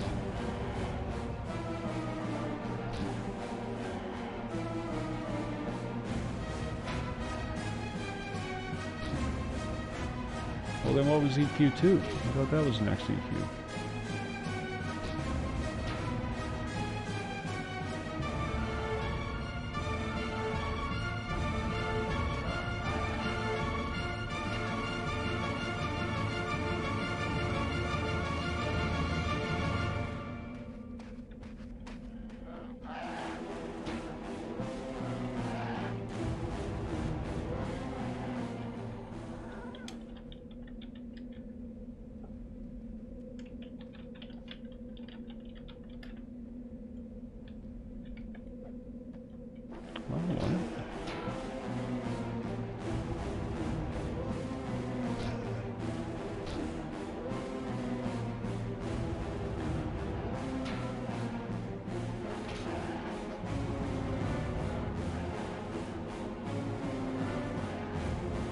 I guess there was a lot of excitement about the EQ Next thing, but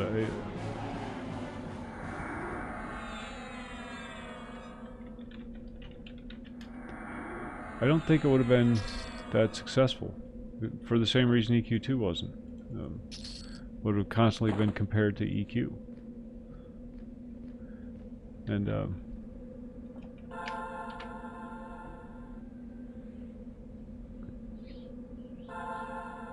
people would have been disappointed. When you play EQ, you want to play EQ. The best thing they could have done if they wanted to do a sequel to EQ is just reskin. Well, they did. They reskinned the game.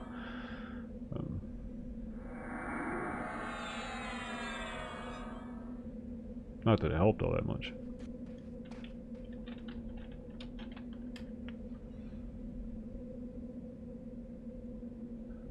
Sequels aren't good ideas for games like this. I just don't think they are.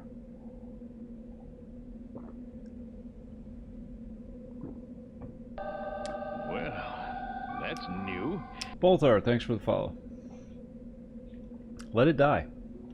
You know, one of the joys of MMOs is eventually they go away. Enjoy the time you have on it.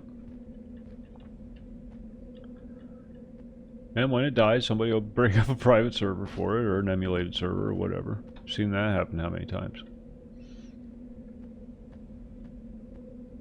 Everybody thought Star Wars Galaxies was dead. That's still running. In a variety of forms.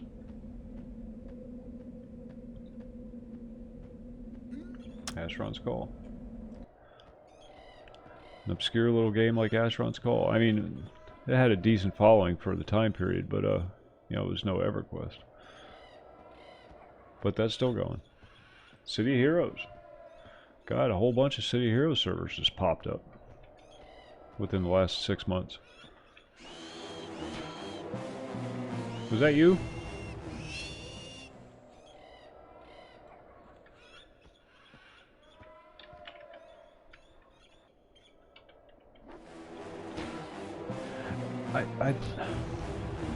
We had this EQ2 would have been a fine game if they hadn't called it EQ2. If they'd called it something completely different, it would have been a good game. Probably would have been more successful. But they strapped that EQ moniker on it, and again, people went in it expecting EverQuest, and they got EverQuest 2.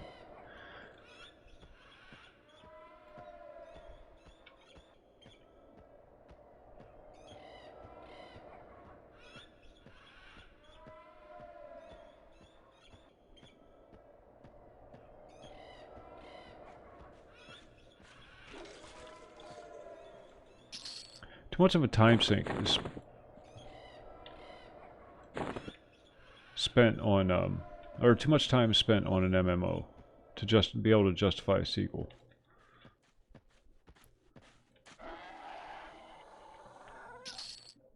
Kind of cheapens it. It's like, you mean I spent this last 8 years playing on your game, only for you to tell me that you don't think it's good enough, so you're going to put out another one.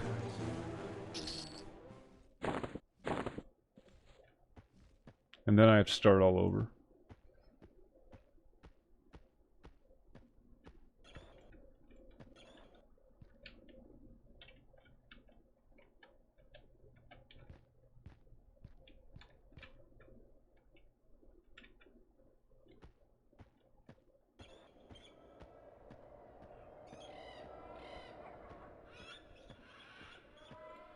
Let it die.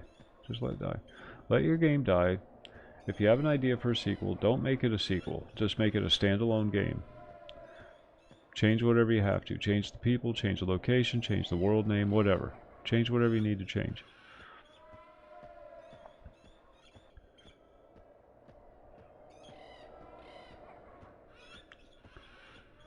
There is a lot of Ultima Online in Shroud of the Avatar. Joyce, what's going on? But they never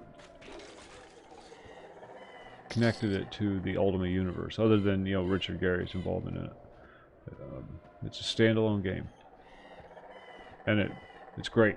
It's great because for people that never played Ultima, it doesn't matter in the first place. And for people who did play Ultima, their memories of the game aren't being tainted by this new bastardization that came. Not that it's a bad game; it's a great game. But you know, brand loyalty is a thing, really big thing for MMOs. Everybody thinks their MMO is the best.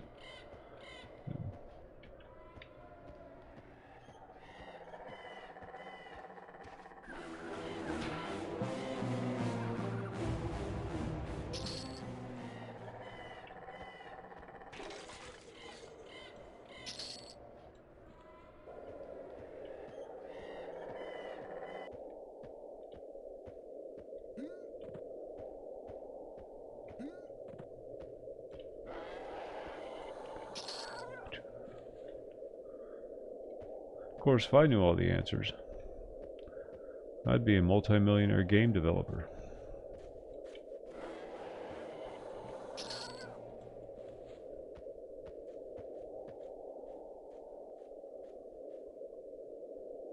This back isn't really that sexy. Kind of blocky, actually. Although it does have that leather thing going on, so I don't know. A few points for that.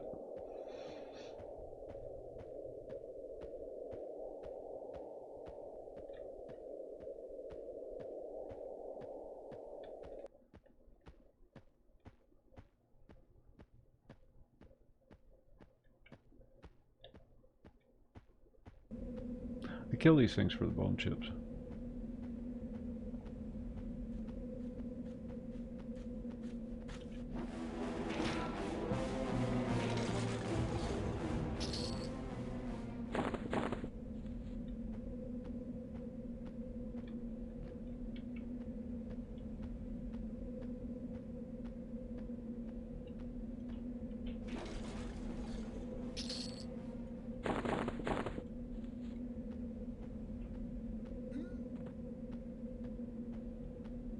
Oh. I don't really do all that much. I just kind of wander around and kill things. Kind of like a psycho in a subway, I guess.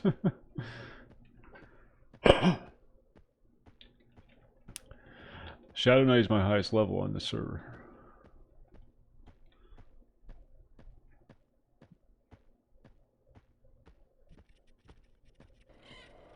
Reminds me of what a lot of games from that time period could have become.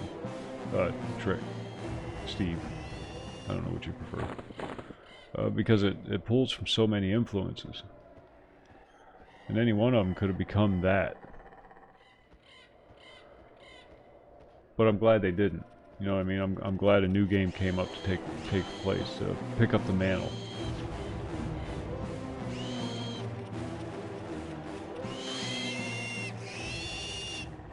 Oh, good.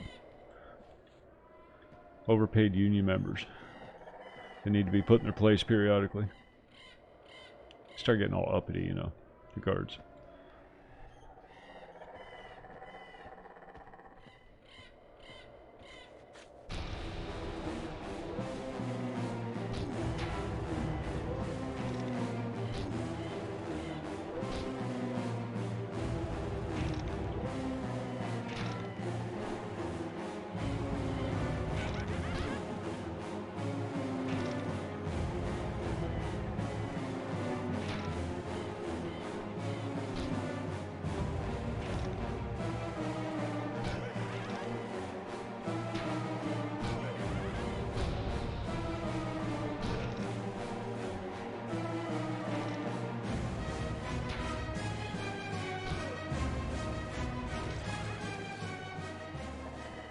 Yep, that was the same impression I got with that game. Finally. Finally somebody got it right. Now if they can just get it optimized.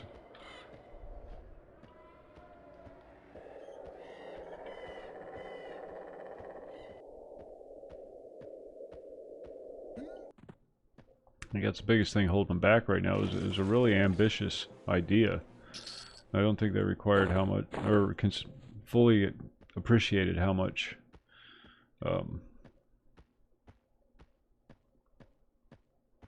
there is to process in it.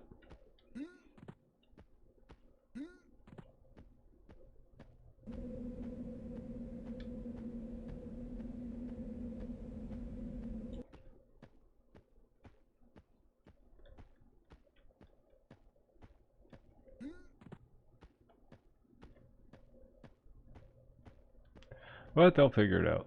Or they'll fail. One or the other.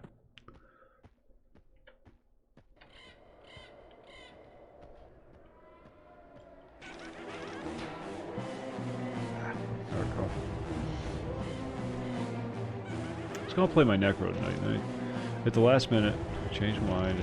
Found a bunch of stuff sitting on my Bard that I could have thrown on him. So I ran over, hopped on the boat, ran over. Yes, for most people, yes, it is, and that has to be the key element in your game. Something that Shroud is lacking in, by the way.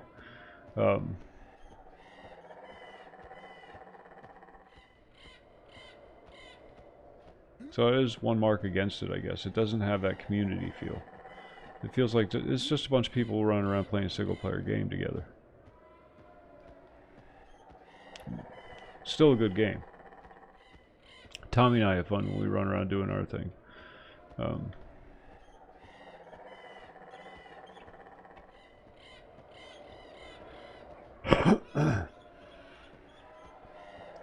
don't know if you can do that anymore, though. I think that audience is dead.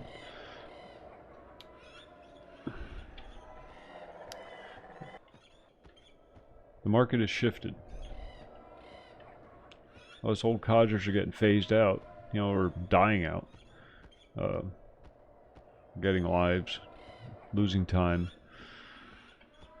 And the newer audience just wants to hop in, smash somebody's face in, then hop out in time to, you know, go hang out with their friends or whatever. Do people even hang out with their friends anymore? Now for me that's perfect, because that's how I play them. That's how I've always played them. Asheron's Call, I always played solo. EverQuest, I always played solo friendly classes. Ranger was always my go-to, because it was very solo friendly.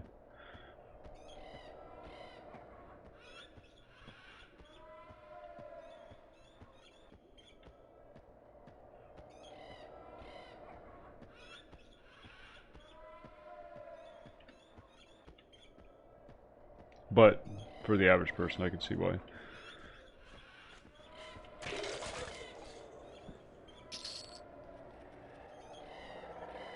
That's how it's been on P99. It's been the Fellowship. Thompson, Gathorn, you know, Wolf, Dothy in the beginning, and then he got his account banned, which was kind of skeezy on their part, not on his part, on their part. Because apparently they scan your installation to see if you have any of the multi-boxing stuff installed, and if you do, they just ban your account. No questions asked.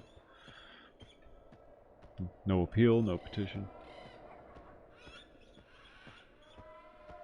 Well, they have very little downtime.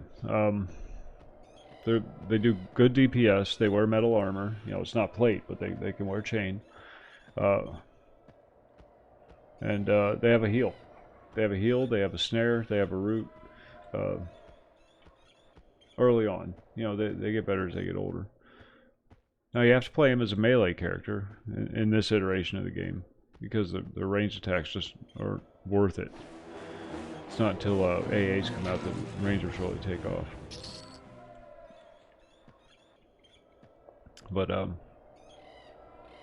yeah, very little downtime on Ranger. Med. You have to stop med periodically.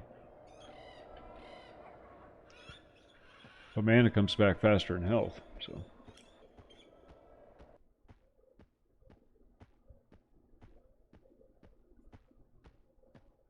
So you just use your crappy little Ranger heal, pop, spam that, and then, you know, you're good to go. Save enough mana for a snare or a root or whatever, and you just beat them down.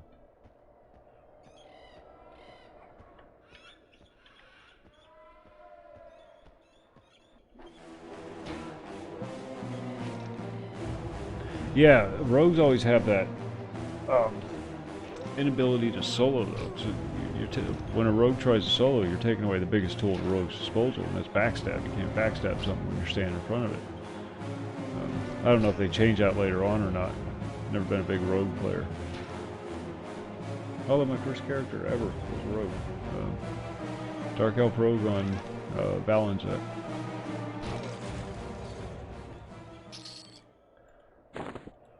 But I went into it thinking D&D Rogue, not knowing what I was getting into.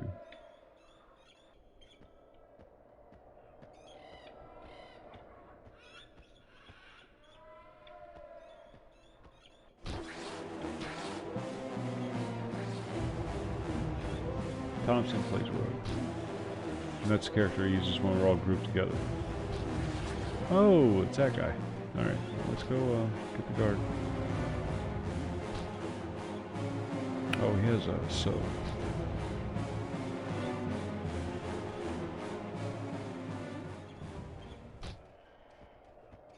You guys want to do something about this?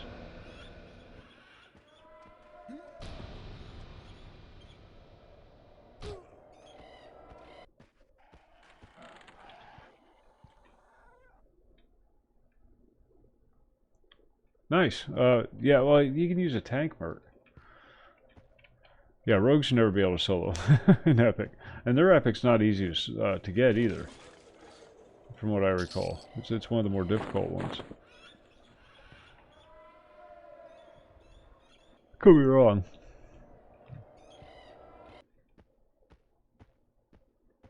The Berserker one was stupid easy to get. All you really had to do was go around talking to people. Ranger one wasn't too bad. The 1.0, but 1.5 I got stuck on at 85. There's an NPC that drops a piece that you need in one of the zones, but he's surrounded by social bad guys, so you have to pull them separate. And there's a trick to it, but I can never get it off.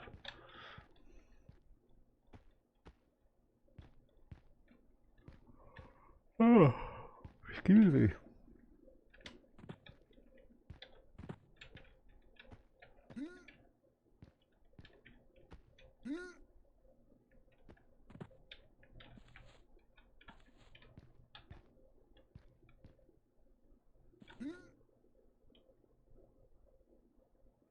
Was it?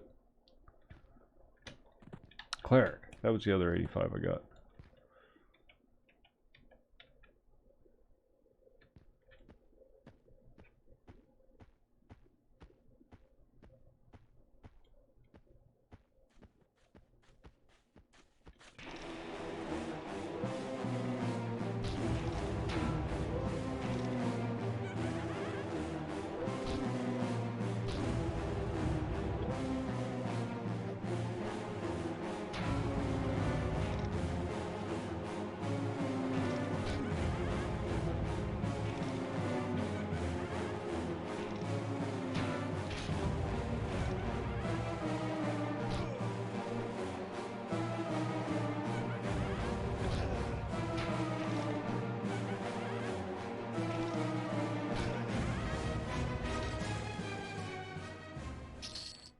I like to know what they find so amusing. They laugh an awful lot for somebody with no skin.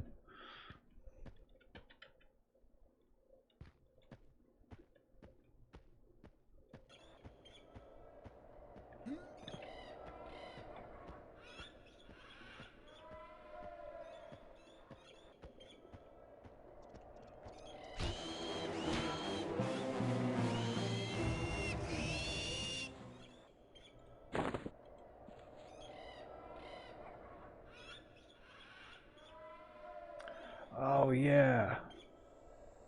Yeah, that's right. The Ranger had to get one of his pieces from there, but it was a heck of a lot easier to get than that. I know who you're talking about, those guys up in the towers. Mine was just dropped off of trash mobs for the Ranger. Or no, Bard. Maybe I'm thinking Bard. So I went and did some farming with the Ranger for the Bard. So maybe that's what I'm thinking of. I don't know.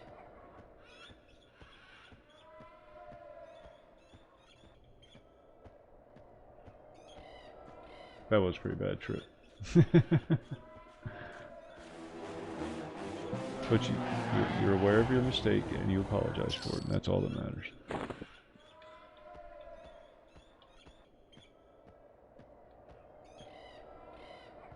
Ghoulbane, yeah. I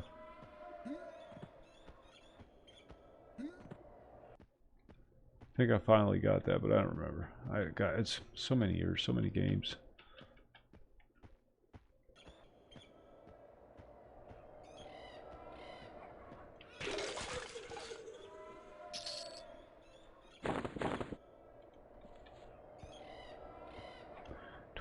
Freaking years.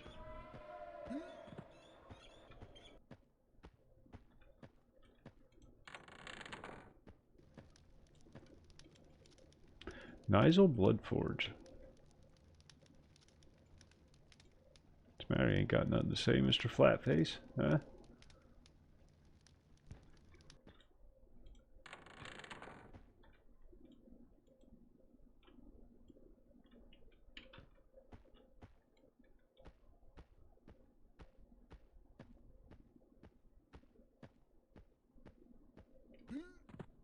I think tomorrow I'll hop on the Necro.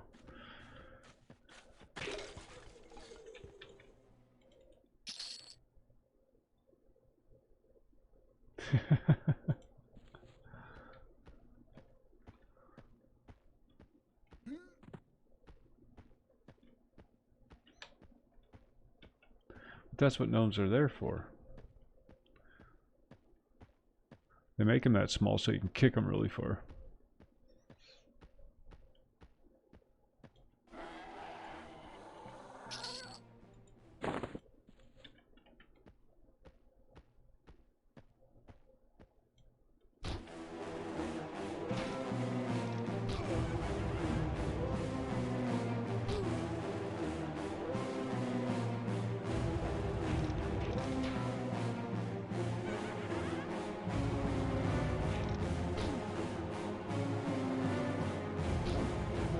Speaking of which, Steam Farm.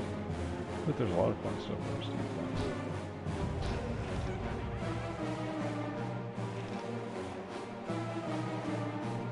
Well, that's how blacksmithing works, babe.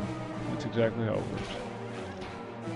If you have a particular sword in mind, you just get a bunch of other ones, duct tape them together, smack them with a hammer a few times.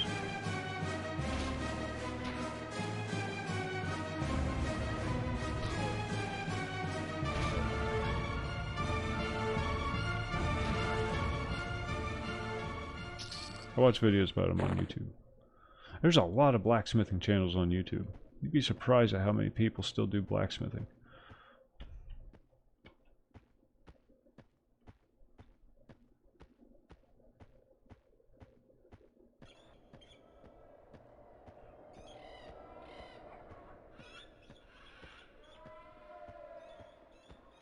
What are you talking about? Danny Maple. The Maple Man cometh. Oh. Well, that's cool. Oh, we don't need Coreflunk. We need Zarkomi. Where the heck am I at, anyhow? Why am I running so slow?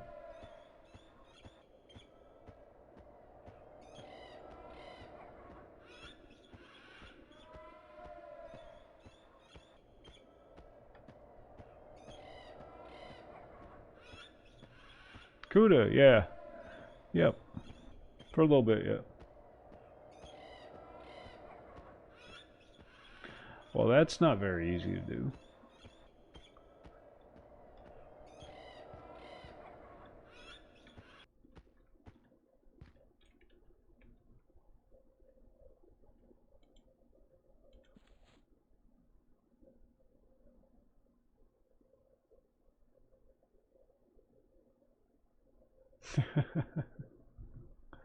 Swords aren't made that way. Swords have to be forged.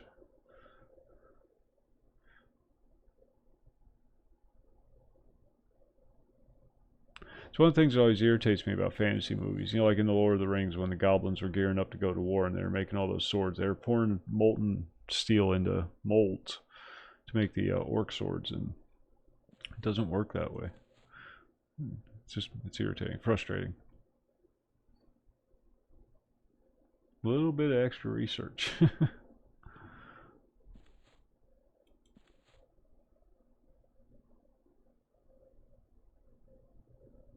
Oh well, that's different thing about altogether.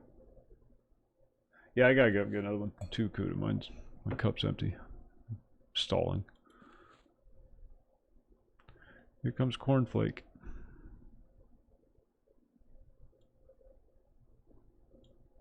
He's going to meet his chick. Old Zarkumi over there. She comes walking up the path. She's pretty hot for an ogre.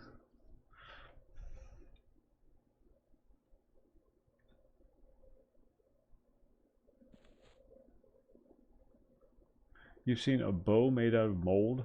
Sorry, I misread what you said. I thought you said made in a mold. How would you make a bow out of mold?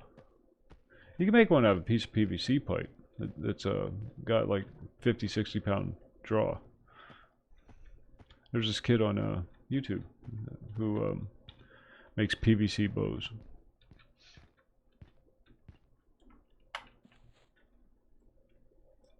Alright, I'll be right back in just a minute. Go grab a coffee. How do I do this? There we go.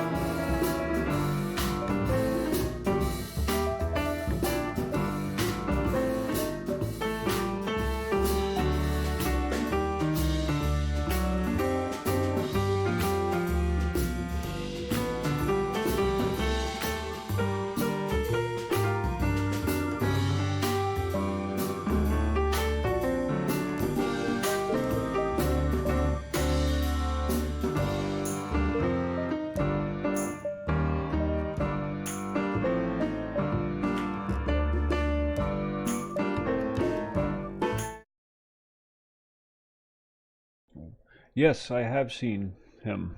He did a collaboration piece with the Matt and the Russian guy from Baltimore Knife and Sword. That works as their channel, but they did a collaboration piece. They forged the blade, and he did the jewelry for it. You know, the hilt and whatnot, or something like that. And yeah, it was beautiful. The finished product was beautiful. He did the gold inlay on the handle, real tight, real clean. It was nice. But my favorite is this Norwegian guy, Fririk something or other. Fririk Wilding or Weirding or something like that. I forget what. He's Norwegian or something. And he specializes in layered steel.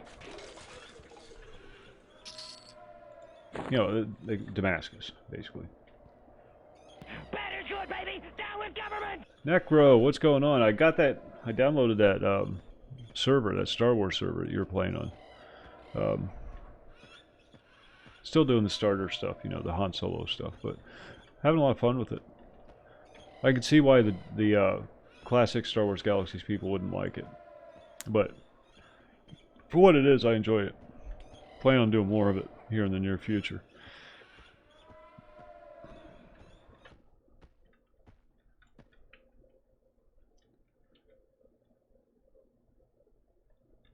Oh, Kuda. Yeah, I know who you are.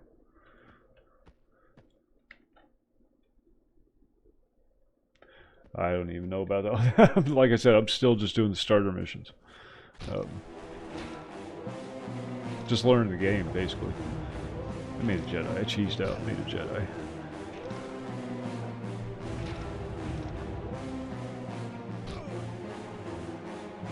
But I'm going to re-roll a smuggler.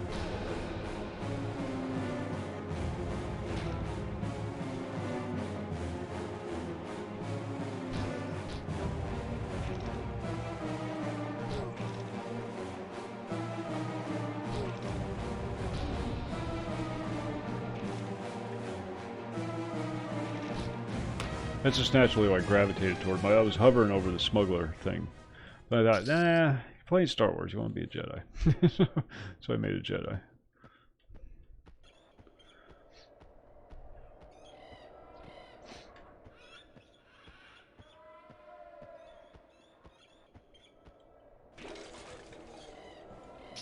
And, you know, if a Jedi dedicated himself to blasters instead of lightsabers, because a Jedi doesn't really need a lightsaber. If anything, he's putting himself at a disadvantage.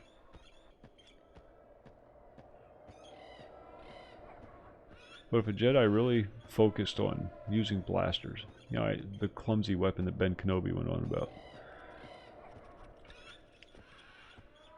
I imagine he'd be pretty devastating with it. Glowbats. It's cute. Anyhow, this Norwegian guy, he specializes. Sorry, I was talking about this blacksmithing thing. He specializes in layered steel, and he just knocks these things out all the time. And what I like the most about his videos is he doesn't talk at all. It's just a very slow, methodical tour through the process. You know, abbreviating it where he can, but even then, you know, the full build video is like an hour long. But he shows you every step of the process. At least enough to get figure out what it is he's doing. And he does really good work. Very blacksmithy. Bad is good, baby! Down with government! Taiki, thank you for that. Thank you very much.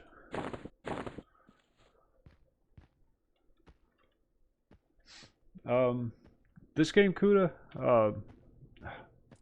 trash, right?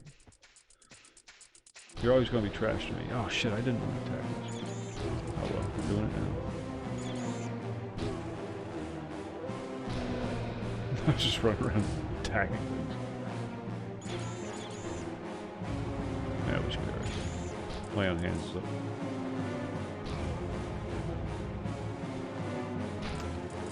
But the show that he does is very blacksmith. He has a lot of the neat new toys and whatnot, you know, the grinders and the modern forge.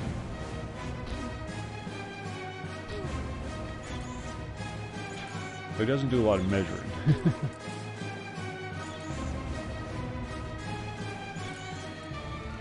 Well, Necro, you're in luck. You're in luck. Next month, they're opening up the Green Server. It's going to be a brand new, fresh virgin server. Everybody's going to be on an equal playing field. And it's just going to be the classic version of the game. No expansions, just the base EverQuest game. And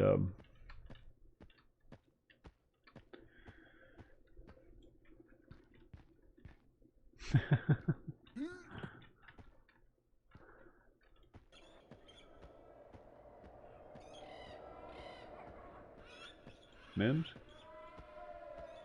I don't know.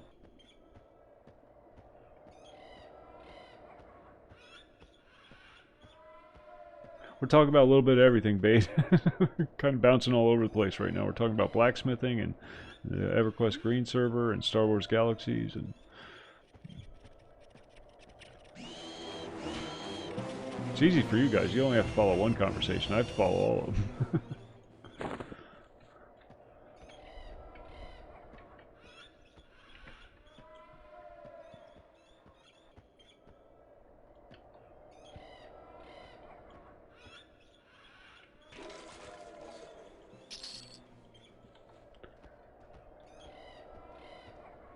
But it's a special kind of torture, Necro.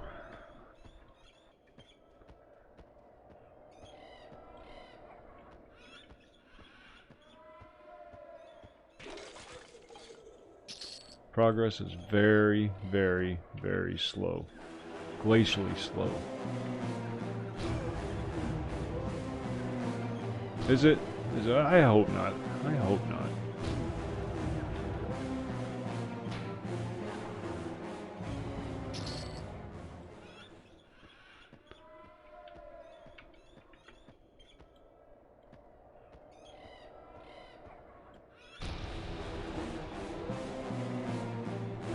Well, I'll have fun with it regardless. You know, what other people do doesn't bother me. Yeah, Daniel had 50. He's a machine when it comes to these. But I'll hop into it, you know, with our little group, doing our own little thing, and we'll have fun with it. Yeah, it'll be interesting to see. I played on other classic servers, EverQuest servers, but they've always been tweaked a little bit, you know. EQ Reborn was is a classic EverQuest server, but there's like little quality of life improvements, like you heal faster between combat and stuff like that. Oh no, absolutely, Necro. Yeah, as soon as it goes live, we're going to be goofing. We're not going to be taking it seriously, so you know, there's not going to be any rating or anything like that. We're just going to be having fun with it.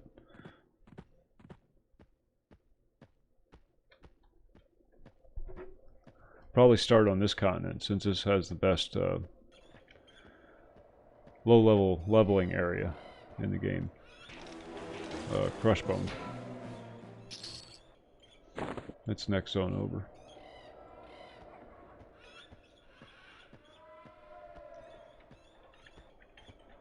Oh, excuse me. It's past my bedtime.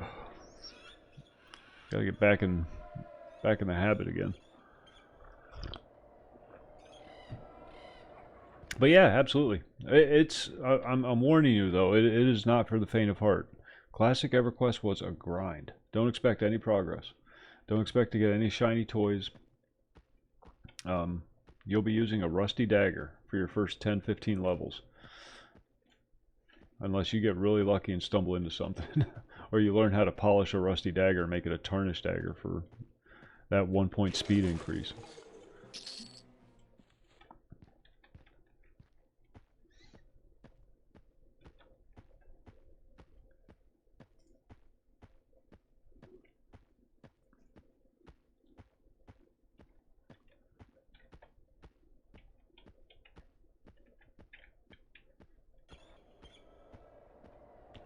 Goblin should be up.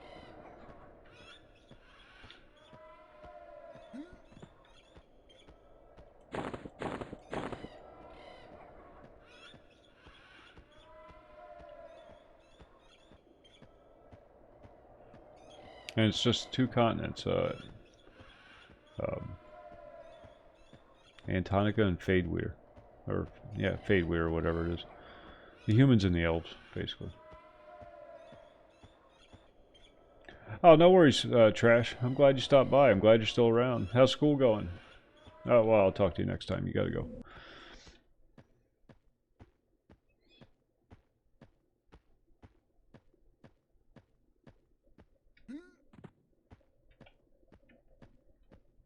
What? When did that happen? He was blue last time I was here.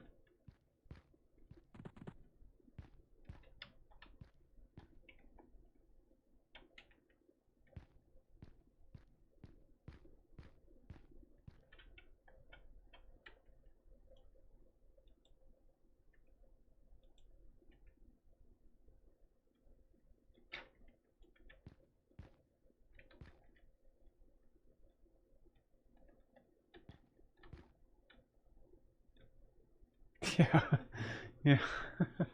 Banded. If you had a suit of banded, you were the shit, boy. No stats or nothing, just armor. Just armor. Alright, we're going to take out this yellow goblin.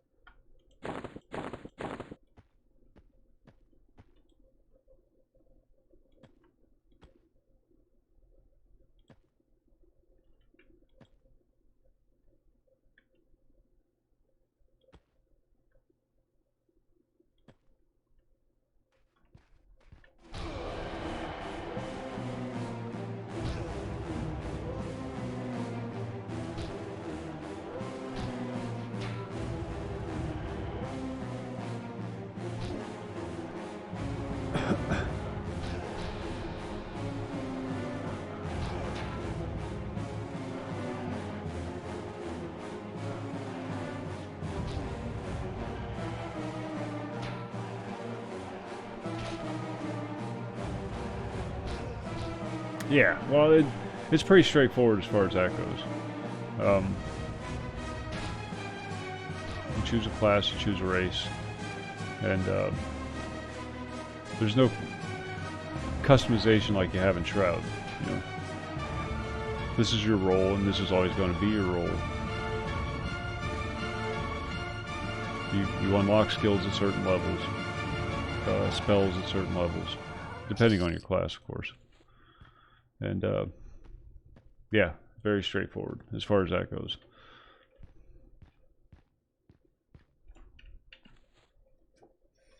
So that's easy. And then the rest of it's just, you know, 1 through 10 on the keyboard. You set up a on-off. I use the tilde key for combat on and off, the auto attack stuff. And then 1, 2, 3, 4, 5, 6, 7, 8, 9, 10 across the keyboard. Skills. At certain levels, you unlock them. Some of them are all unlocked at level 1. Others you unlock as you level up. I've been out here goofing around for about an hour and a half and got 66% of a level at level 7. Now, granted, I haven't been grinding hard or anything like that, but give you a rough idea of what it's like to just run out in the field. And casters have stare books. I don't think they do. They're using the new interface because they can't get away from that trick. So it's not going to have the classic interface. Clerics are even easier, Necro. You cast a spell and you sit down for a half hour. That's what you do with clerics. You cast a heal during a fight, and then for the rest of the time you're just sitting there meditating. The interface is going to be very similar to this. This is the Duxa UI, but you're not going to be able to use the UI mods on the classic server. God, I'm overweight. No wonder I'm getting my ass kicked. I gotta go sell.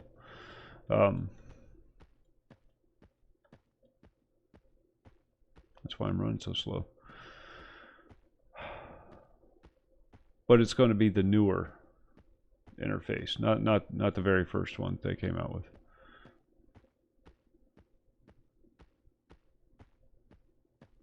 Yeah, it's very like AD&D Necro, not like 3.5 or 5.0 or anything like that.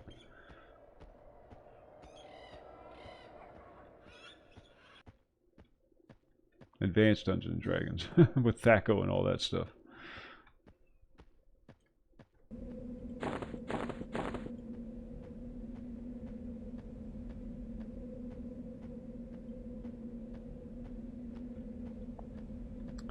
But it is a grind.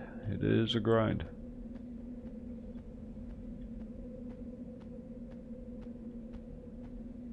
Yeah, me too. Me too. My first D&D set was the red box with the. It came with those waxy plastic dice that you had to fill in with a crayon. The ones that always got the corners always got rounded on them, because they use that really cheap plastic.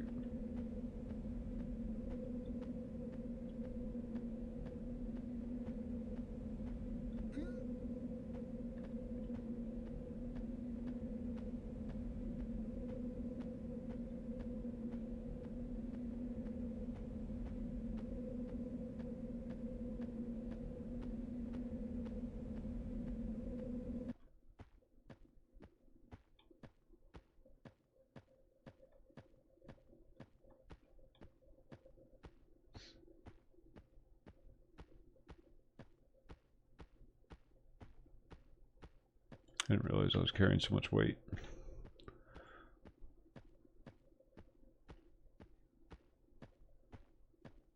throw in a bunch of crusty pieces and you stop worrying about being encumbered all the time because you got so much strength.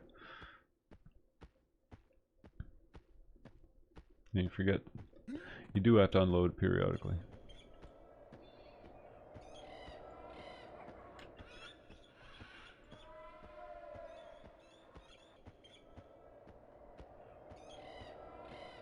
I don't think I've ever actually played through that module. It's the one that everybody always talks about, and I don't think I've seen it. I have it. I have the actual, well, on a PDF. I have the module, but I've never played through it.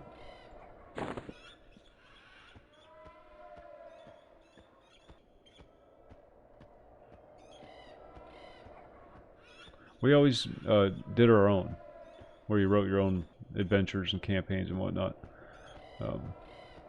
Dungeons with the, you know, the graph paper and the maps. And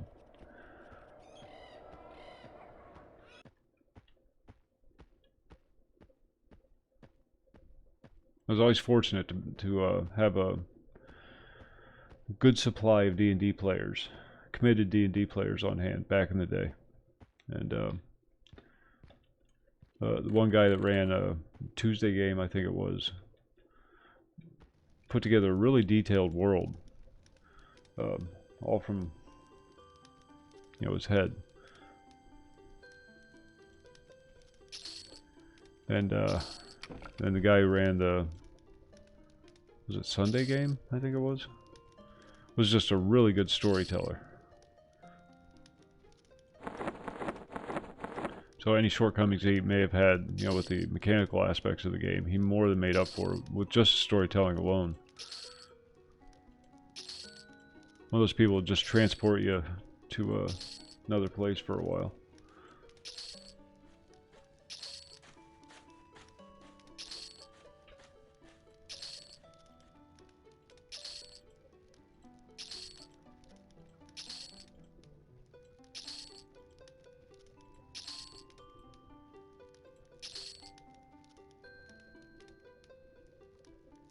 That's it.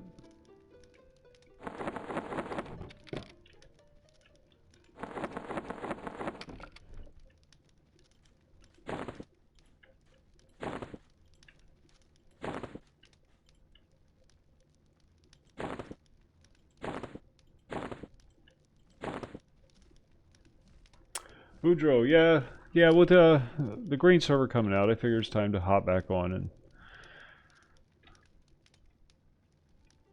been away long enough. I got so burnt out on it.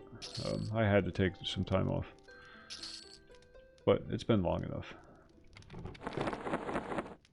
You never got to play? Well, you can still play, Tyke, in a variety of modes. The live servers are still up, which are much more new player friendly.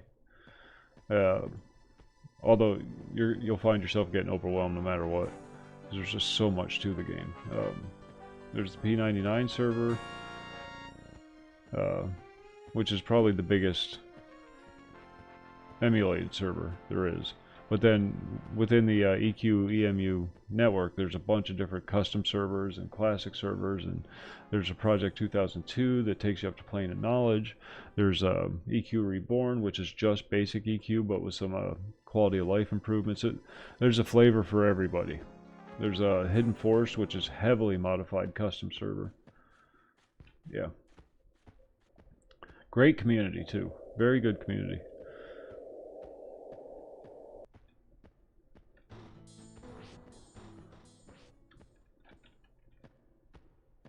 You actually have to talk to the NPCs. You have to have them targeted and you have to type out messages to them, because you can't just click on things. Very old school. Green Server starts October sometime, mid-October I believe. I want to say the 19th, but don't quote me on that. I mean, you can quote me on it, it's fine. But it may not be accurate.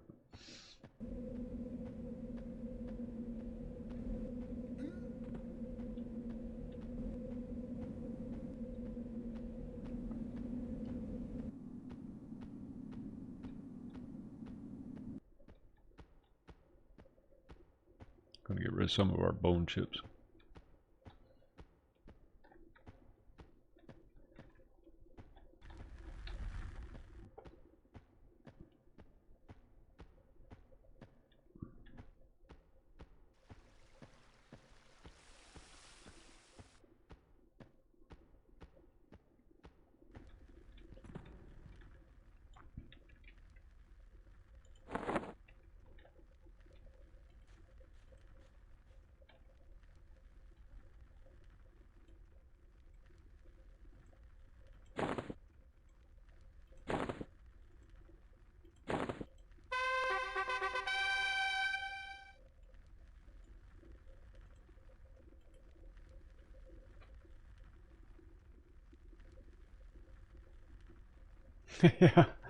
Yeah, it's going to be interesting, at least for the first few months. I don't know how far I'm going to take it, but I am going to definitely check it out. And we'll have fun with it. We'll have our kind of fun with it. The fellowship. The fellowship.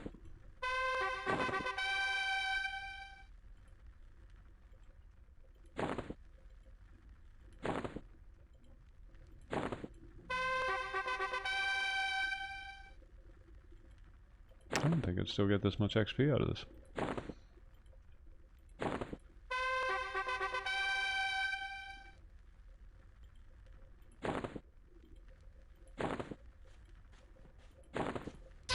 Ding.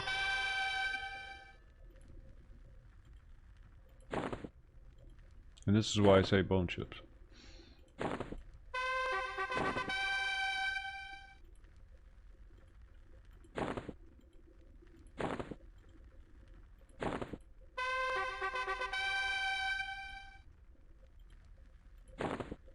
Every starter zone has a quest like this where you can hand in a repeatable quest where you can hand in a bunch of stuff and just get faction. And faction is very important in this game.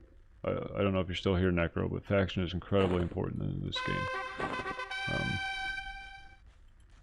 People will straight up murder you if you're the wrong faction. If you're a dark elf and you go wandering through Freeport, you're going to get murdered.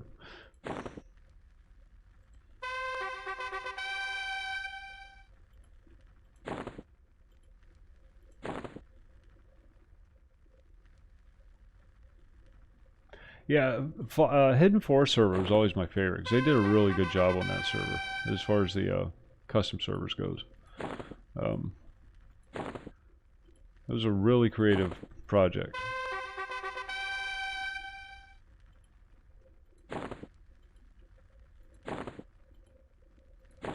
Daybreak gave them the go-ahead to do these things, and you know, the freedom that goes along with the blessing of the company.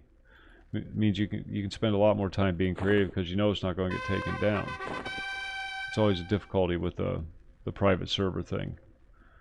Is at any given time your server could be taken down with a cease and desist order or whatever. Blizzard will do it periodically to the wild private servers. Assuming they're not Russian, because Russians don't care. But Daybreak, for this and Star Wars Galaxies, just gave them the go-ahead to have fun with it. And fun they have had.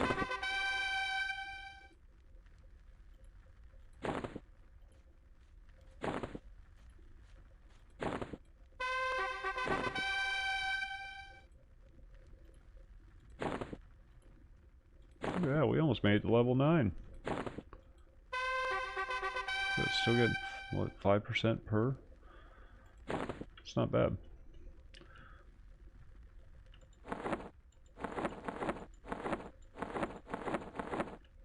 All right.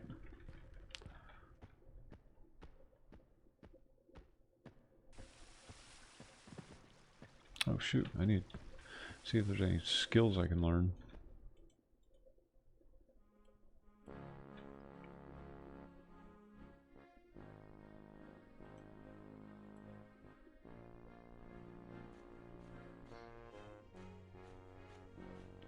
Dodge at level 10.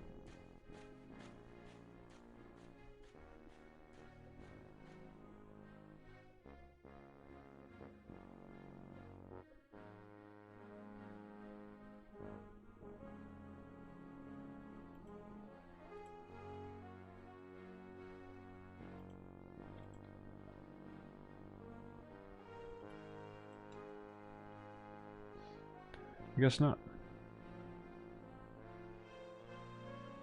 So dodge at level, that's what I mean about paladins. They don't get any combat skills. They get dodge, they get double attack, disarm, yay, and parry.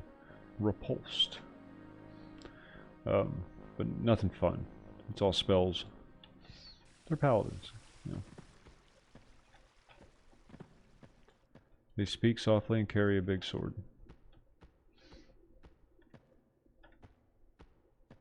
Green Server is official, yes. Yes.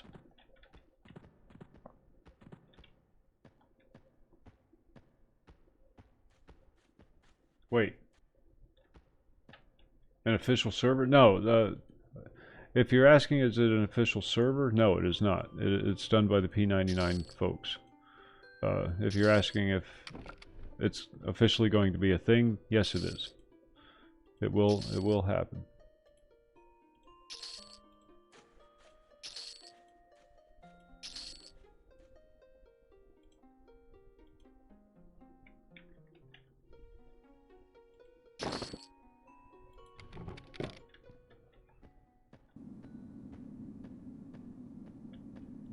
On the official servers, they have a whole slew of progression servers that you can play on.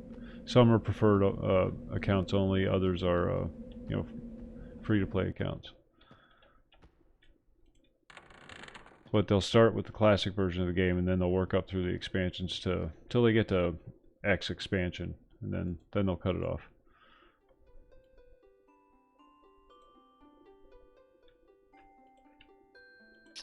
Look at us making money.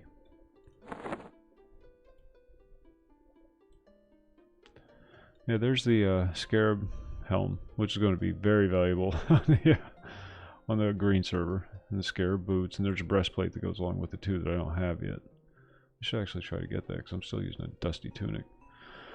I'll have to look it up. You get that from killing the beetles. So there, I have a little quest to do with this guy. Maybe I'll play this guy tomorrow and do that quest. And then we'll go over to Crushbone.